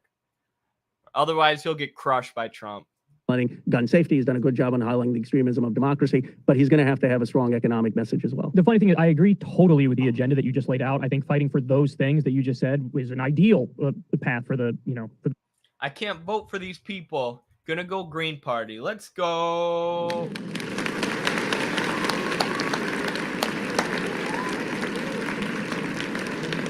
I'm Cornel West all the way this year. I'm still a registered Democrat because of, during the Bernie campaign, you had to be registered as a Democrat to vote for him in the primary.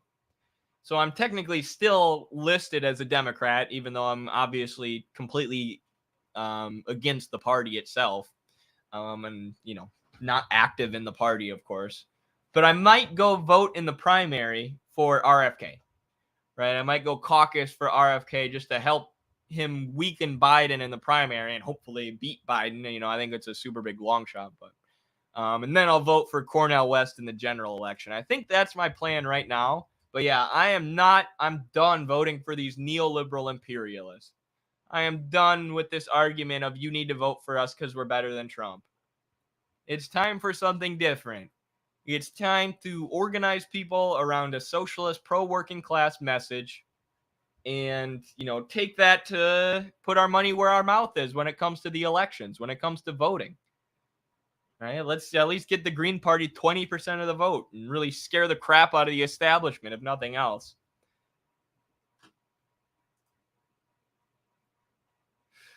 I suspect they will just arrest him. Who? RFK? Yeah, probably. Or even Trump.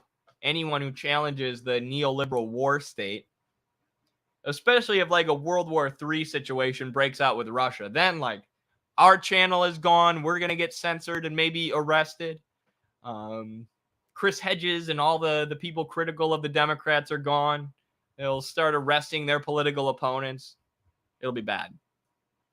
The end of Western civilization as we know it if World War III breaks out. For the next 4 years. But funny enough, that's why I support Marianne Williamson and not Biden, is because I feel like she's more likely to fight on those issues. Crystal, I'll give you the last question. Yeah, so I would love to get just your big picture. Sorry, I don't understand the love for RFK. I don't love RFK, and we criticized the crap out of him the other day, specifically his takes on Israel. I just think he's much better than Biden. And some of the stuff he's saying about the corruption in the healthcare industry, as me being someone who studied healthcare administration the last 2 years at the graduate level, I really like a lot of the stuff he's saying about the American pharmaceutical industry and stuff, but tons to be critiqued there. But Biden's just a pure neoliberal, whereas RFK wants to take on the deep state at least and make some changes that are sorely needed. view of, what are you hopeful about? What do you see happening in the country right now that you find encouraging? What is the plan for being able to push Biden, if he's your guy, in a more progressive direction that he seems to have backed away from in this last number of months? What is your view of those things? I'm very hopeful for the younger generations. They get it on student loans. They get it on wages. They get it on climate. They get it on the cost of college. They get it on childcare. And I think that's the future of the party. I say, you want to see the future of this country, don't worry about Trump versus Biden. Come meet my colleagues who've been elected in the last few years. Meet Maxwell Frost, Delia Ramirez, Jonathan Jackson, not just AOC and Jamal Bowman, who are wonderfully, out there and well known. They're all the same. They're all a bunch of people like Ro who promise us Medicare for all and then never deliver. And they're all vital for the maintenance of the Democratic Party. Because as capitalism gets worse and pushes people into worse and worse conditions, they're going to become more discontent and more critical of the capitalist system. And then these folks like Ro Khanna and AOC come along and they say, we're critical of the capitalist system too. Come with us. Come with us. We're going to vote for Biden and support neoliberalism and support the status quo and never actually do anything to attack the capitalist system. But, we're talking about Medicare for all. We're verbalizing some criticisms of capitalism. It's a very important function for the Democratic Party to continue to bring left-leaning people or people who are critical of capitalism into the fold of neoliberalism. I'm with you all the way, Eddie. Love to hear it, Ill State Fishing. Appreciate you. Thank you so much for the super chat. Really appreciate that. These super chats are necessary to continuing to do what we do at the Midwestern Marx Institute. Couldn't do it without you guys, so thank you. And I'm super glad to hear you're on board with the Cornel West campaign. No more neoliberalism. Just people who are not as well known. Chris D'Elusio. And you'll get a sense of where this party is headed. Chris D'Elia, the comedian? Where this country is headed. And I would just say to progressives two things. Don't forget how close Bernie Sanders came to being president of the United States. He won Iowa, he won New Hampshire, he won Nevada, and had he done a little better in South Carolina and had everyone not dropped, he would have been the nominee. And I think there's sort of an amnesia. People want the progressives to forget how much of a base we have. So keep fighting. Let's make this president as successful as we can. And then from 28 to 48, let's have 20 years of a progressive movement. This country is only going to go, if we keep fighting, we're only making more and more gains. And sometimes that's what I find. There's so much doomerism or negativity on the left that I am against doomerism. I am against the negativity. I am in favor of revolutionary optimism, and I have revolutionary optimism up to the brim. Right? But I'm also living in reality. Right? And this idea that our country's just been getting progressively more progressive and taking care of working people more and more is a lie. Things have been getting worse. You guys haven't done anything for us. Right? You're patting yourself on the back for nothing. People are still dying because they don't have insurance. The cost of living and inflation are still shooting through the roof as wages remain stagnant. Right? So where's this progressive movement you're talking about? Where's this, march towards a more equitable society and economy? It doesn't exist. You're pulling it out of your ass. And you would know that if you were actually ingrained in the working people. If you actually knew that working people's lives have been getting harder and their day-to-day survival has been getting more expensive and more difficult, despite the fact that they're working their butts off at their jobs. You would know that, but instead you're just like, come talk to my colleagues. Come talk to my progressive colleagues, the other Justice Democrats. I'm tired of hearing from you guys. I'm tired of hearing from you because it's always, we're going to get Medicare for all. We're going to get free college. We're going to get all these great things. And then it never fucking happens. Right? So no, I don't want to hear from you and your colleagues anymore. You should shut the hell up and listen to your constituents. Listen to the working class who will tell you that you haven't done anything for us. Enough of this. Shout out to Kyle and Crystal for pressing Ro Khanna pretty hard in their effort to defend their friend Marianne Williamson. But again, there's tons to be criticized there about what Kyle and Crystal have said, the way that they've poo-pooed Cornel West. Get behind our boy Cornel. Let's do it. All these progressive YouTubers, breadtubers, and NGO hacks. Bernie lost in part because a lot of people on his campaign team didn't actually want him to win. They were just building their resume.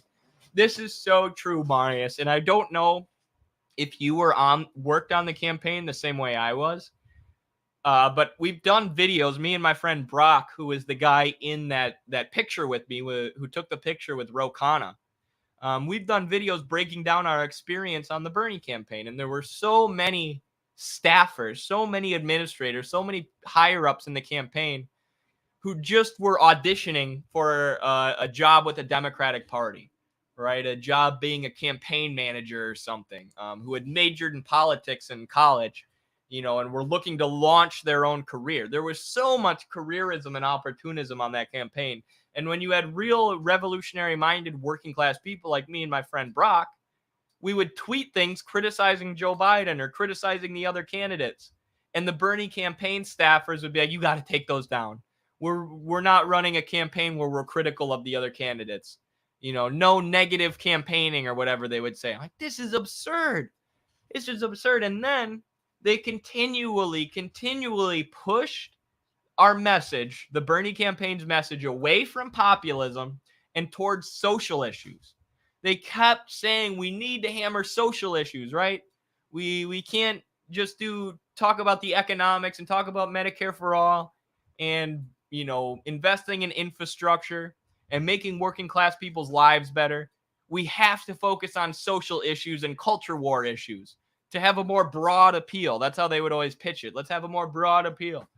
It's like, what? When I'm going around knocking on people's doors, talking to working class people, they care more about their health care, right? They care more about their wages. They care about their ability to form a union. They don't really care about social issues or culture war issues. And a lot of them that do aren't on the same side as the neo-libs, as the Democratic Party people. So why are we focusing on social issues? And if you read Bernie Sanders' book, and I also discuss, if anyone wants to hear me flesh out my time on the campaign more in depth, watch the video I did with Brock, reflecting on the Bernie Sanders campaign, and then watch my review of Bernie Sanders' book, my breakdown and summary of Outsider in the White House, or whatever it's called, Bernie's biography.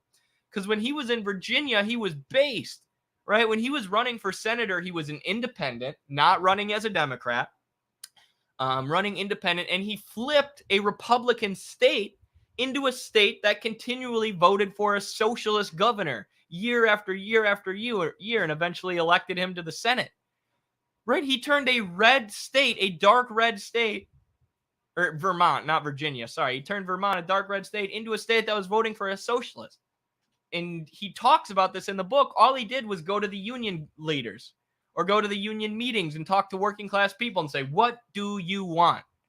Right? Not here's what I'm going to give you. Here's what I think about social issues. Right? What do you want?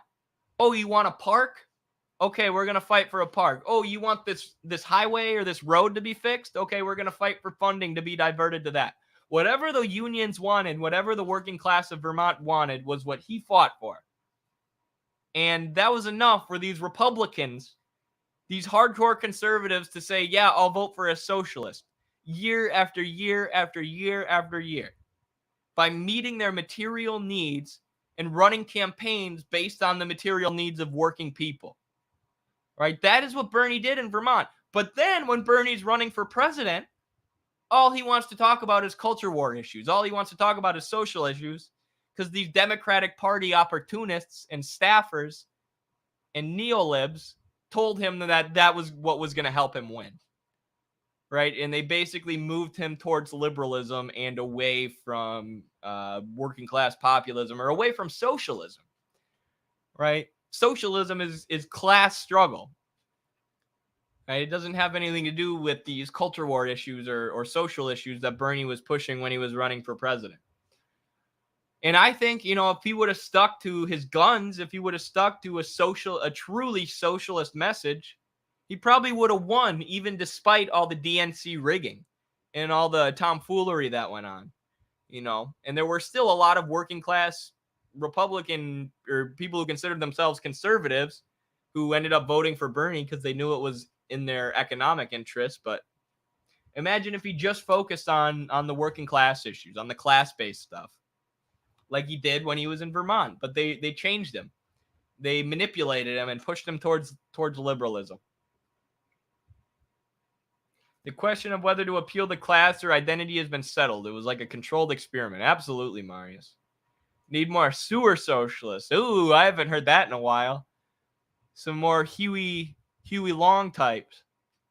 I like it, Jimmy. All right, I got to pee one more time, and then we have to react to one more video. I can't leave yet. So I'll BRB. Can't end the stream yet. There's one video that's way too important that we gotta watch. So I'll leave you with a video of me kicking some guy's butt while I go pee, and then I'll be back.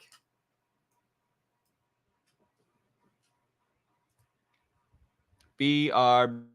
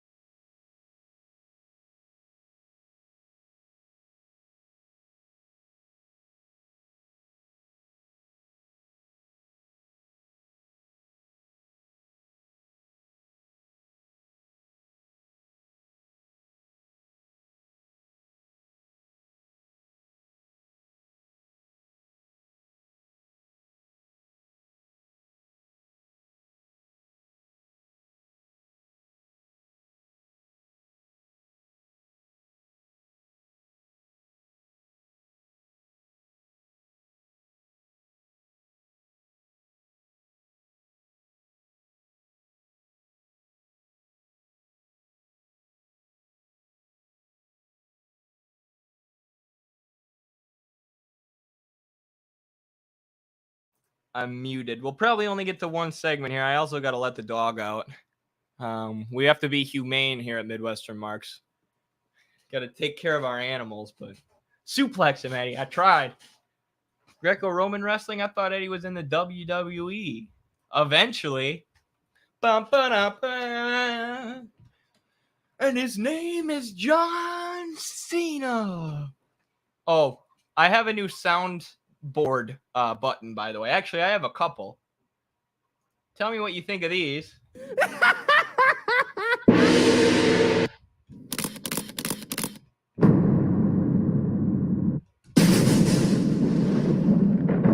Pretty cool stuff, huh?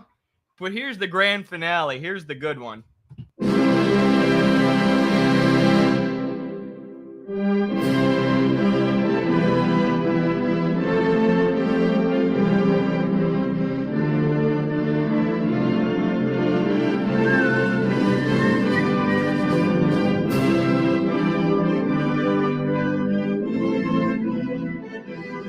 So I hope you all enjoy that.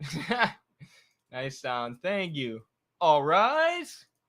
The soundboard is communist. It is. You should have a separate dog cam like what Hassan Piker does. That would be funny as hell. I don't know if Walter would like that or if he would sit still long enough, but maybe I'll start one. All right, I'm glad you all like that. All right, let's get to this.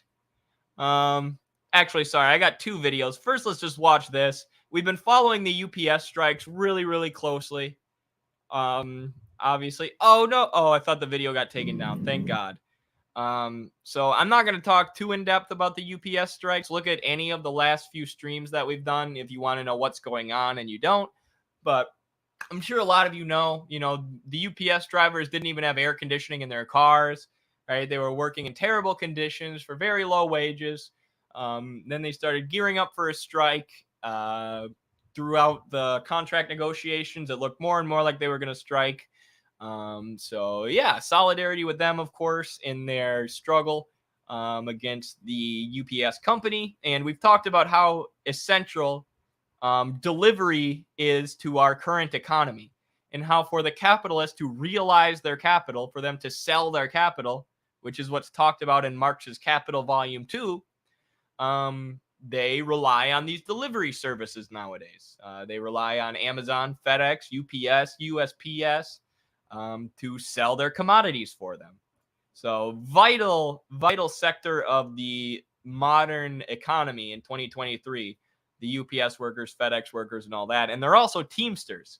So the Teamsters respect a strike by any other union, right? And because the writers and the actors are on strike in Hollywood right now, that means UPS won't deliver for them because they honor the strike of the actors and writers, even though it's a different union, even though it's not the Teamsters. So really powerful what the UPS workers are doing. It's going to have shockwave effects all around the economy. It's just a part of the rising strike wave, the wave of class struggle that's sweeping across America. So solidarity with these workers in every way. Yeah, 42 an hour is definitely not enough. Even the company thinks so. That's why we're getting a raise. Yeah, we're going to get a raise, and we do every year. It's about $1.40 to $1.50 every year, and it's going to be higher around this one. We're not going on strike because the drivers aren't getting their raise. You know, our raise has already been negotiated. The full-timers, the drivers, like, we're going to get ours. 42 is not enough, and we're going to get more than that. We're going on strike because the part-timers are only making 16 an hour, and that's unacceptable. And I will stand next to my part-time brothers and sisters and make sure they get theirs on this one too. And I'll sacrifice 2 weeks of work if it has to, because that's what solidarity is. That's what we do. All right. And how the hell do you think we got to 42 anyways? By sitting back and accepting 35? Nah, no. We demanded what was ours, and that's what we're doing now. And 42, that's what it is now. In August, when that contract gets signed, we'll have more than that. And it's going to keep going up every year because their profits go up every year. Oh, that made me so hype. That got me so hype when I saw it, dude. Round of applause for this man. The part where he says, how the hell do you think we got $42 an hour? Do you think it's because we sat back and said, oh, 35 is enough? Oh, the company's giving us as much as we can. Oh, we can't ask for higher wages, even though their profits have been increasing every single year, even though their shareholder payouts have been increasing. I don't know if UPS is a publicly traded company, but, you know, their profits have been going up and up and up and up, right? No, they organize and fight every year. And that's why they're in a position where someone can say, you know, $42 an hour is a lot, right? It's not bad. It's not bad compared to a lot of other jobs that grossly underpay you, right? But they got 42 an hour because they fought for it, dummy. Because they fought for it. They didn't sit on their hands and go, well, my boss is paying me as much as he can. You know, I'm really grateful for my boss or to my boss for even giving me this job. I don't want to ask for higher wages. 35 already seems like a lot. It's not a lot because the cost of living has been going up.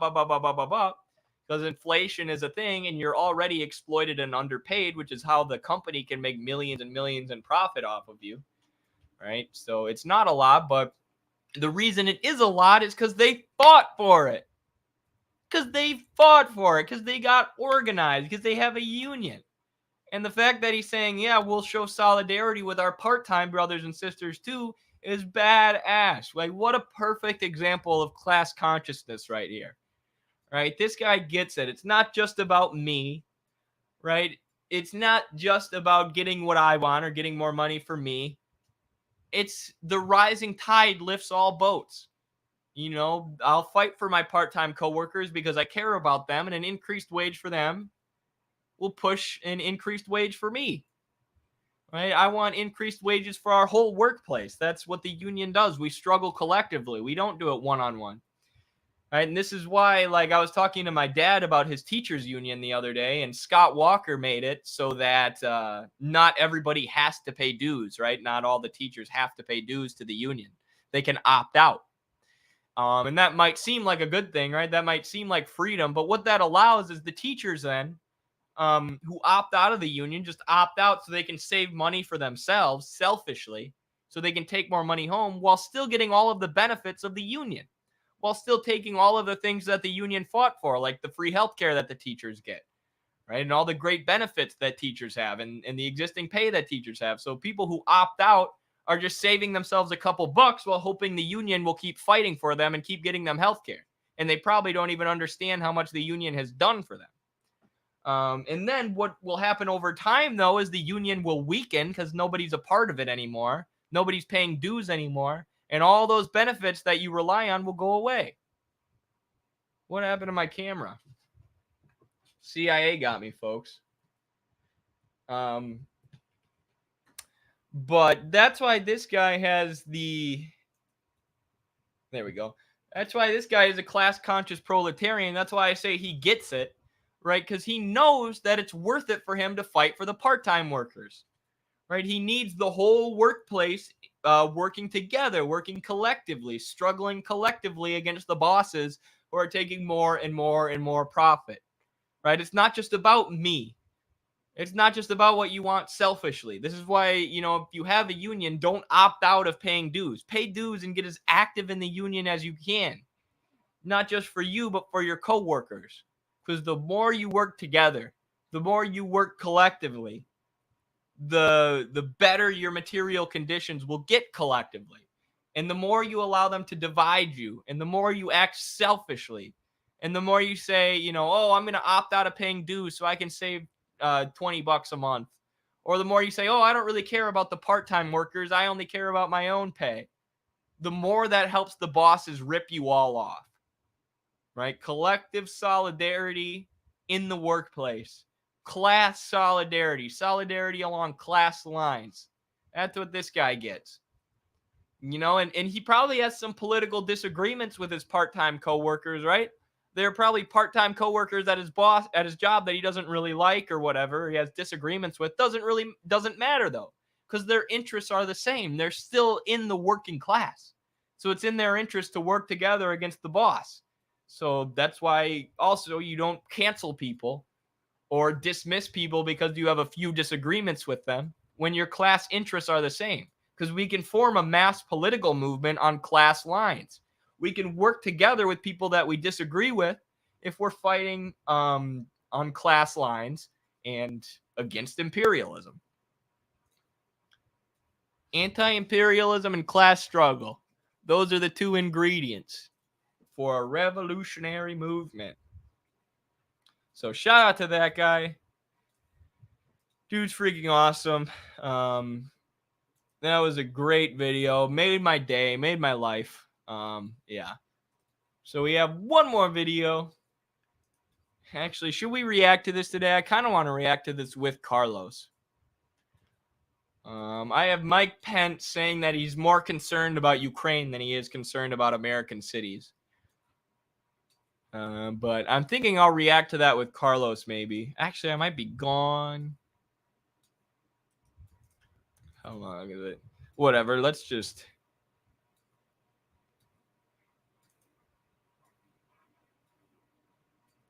Let's just watch it. Screw it. Because I'm going to be gone the next week coaching a wrestling tournament, so I probably won't be able to cover this, and it's worth covering. But wait, you're a fellow Wisconsinite, Eddie? I lived in Wisconsin for most of my life, yeah. That's the team I'm coaching this week is Team Wisconsin, so I'll be gone. But, yeah, Mike Pence did an interview or they spoke for some right-wing think tank or Republican NGO or coalition of think tanks and NGOs at one of these Republican conventions. I think it was hosted by Blaze Media that's owned by like Glenn Beck or something. But George Galloway tweeted and said, even by current standards, hashtag Mike Pence is a very stupid man, which is very true. Oops. I was hoping I'd be able to go back to his other tweet because he also said Mike Pence committed political suicide basically when he did this, which is true. Right. I mean, Mike Pence's campaign was dead in the water pretty much from the second it started. He's polling at like 5%, if that. But this right here really daggered him, right? He has no chance anymore. He literally just said he's more concerned about the war in Ukraine than he is about American cities. To Tucker Carlson, who's one of the most popular commentators in the entire country. Right? He just put a dagger in his campaign here. Because he's such a neocon, he's such a stooge for the corporations, that he can't even tell. He doesn't even get what's wrong with saying I'm more concerned about war in Ukraine than I am with taking care of American cities.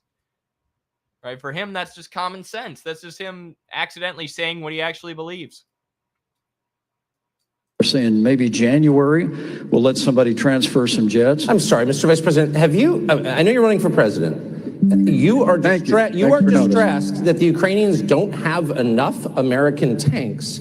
Every city in the United States has become much worse over the past 3 years. Yeah. Drive around. There's not one city that's gotten better in the United States. And it's visible. Our economy has degraded. The suicide rate has jumped. Public filth and disorder and crime have exponentially increased. Let me just say this is all true. And again, as I said with Trump, socialists should be out here making these points. Socialists should be out here making the same points that Tucker Carlson is, and then saying the solution is socialism. The solution is class struggle. Right? Because he's making these points, but he doesn't really have a solution. He doesn't really have a path forward. Because he's not a socialist. He doesn't realize that you have to fight capitalism with socialism, as Fred Hampton said. But this populist rhetoric, this pro-working class rhetoric, this anti-establishment rhetoric is powerful, and everybody in the country agrees with the kind of stuff he's saying right now. Right? So there's stuff for socialists to learn from these populist demagogue right-wingers who have been galvanizing so much support among Americans by just talking about doing things for the working class and criticizing imperialism a bit. And yet, your concern is that the Ukrainians, a country most people can't find on a map, who've received tens of billions of U.S. tax dollars, don't have enough tanks. I think it's a fair question to ask, like, where's the concern for the United States in that? Well, it's not my concern. Tucker, I've heard that routine from... What the hell? Dude, what do you mean? What do you mean, Mike Pence? Oh my God, it's not my concern. You're running for the president of the United States, and the American cities aren't your concern. All the bad things that are happening in America, our crumbling infrastructure, our rising suicide rates, our increasing cost of living, it's not your concern? Dude, the only people who are going to vote for this guy or support this guy after this are really, really old evangelical Christians.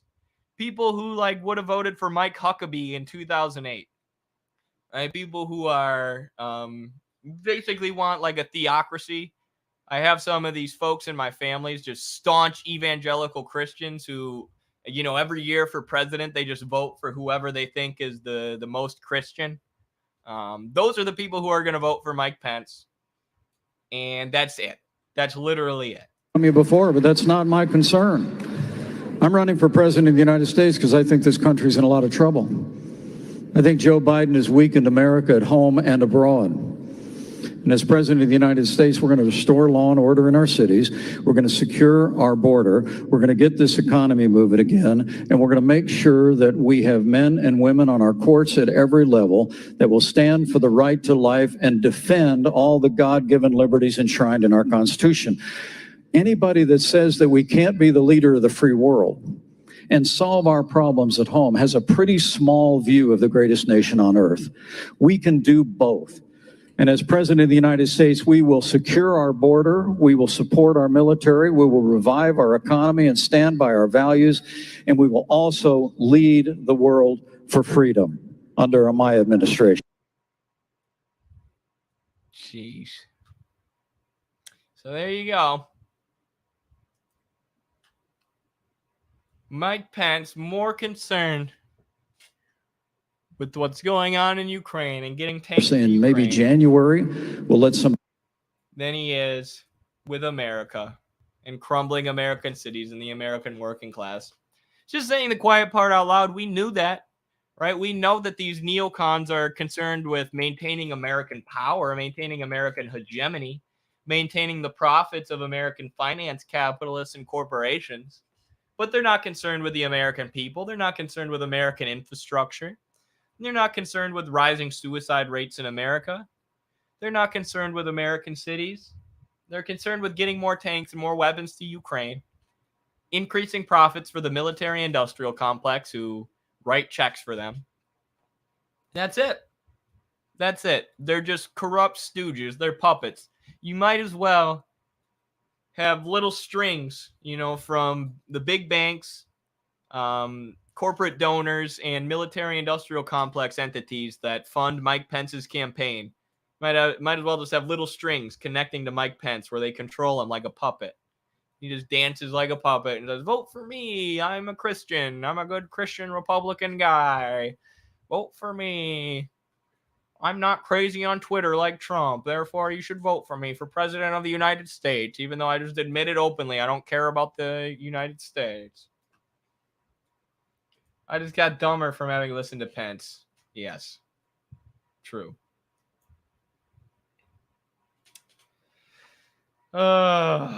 Insane, dude. All right. Well, this was a great stream, everybody. Thank you so much for being here.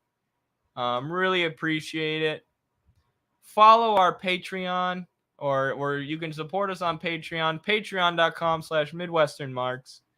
Really appreciate all of our Patreon supporters. You can also become a YouTube member, and you get some emotes and some other cool stuff. But if you become a $10 YouTube member or a $10 Patreon, the main perk that you get is Carlos's book, The Purity Fetish and the Crisis of Western Marxism, in ebook format. Very amazing book, important book that lays out the problems that have plagued the American left, the Western left, lays out what we should do going forward, discusses how Marxism and socialism, or Marxism, can be applied to America and how we can struggle for socialism in America or Europe. So check that out. You get that if you become a $10 Patreon supporter or a $10 YouTube member. The link is in our community tab. On YouTube if you're a member and you haven't gotten that yet. So, yeah, appreciate you all. Check out our website, MidwesternMarks.com. That's where you can get all our books, where you can check out our library where we have tons of recommendations. The call for papers for the Journal of American Socialist Studies 3 is still open. So if you want to write for us, make sure and email us at midwesternmarks@gmail.com. Yeah, that's all I got. Thank you, everybody. Thanks to all our moderators, Unparalleled Dev, Jacob, Cobra Commander wasn't here today, Ware Pilgrim. You all know who you are. Thank you so much. Thank you to the real Yellow Parenti for being here. That's all I got, everyone. We'll see you next time.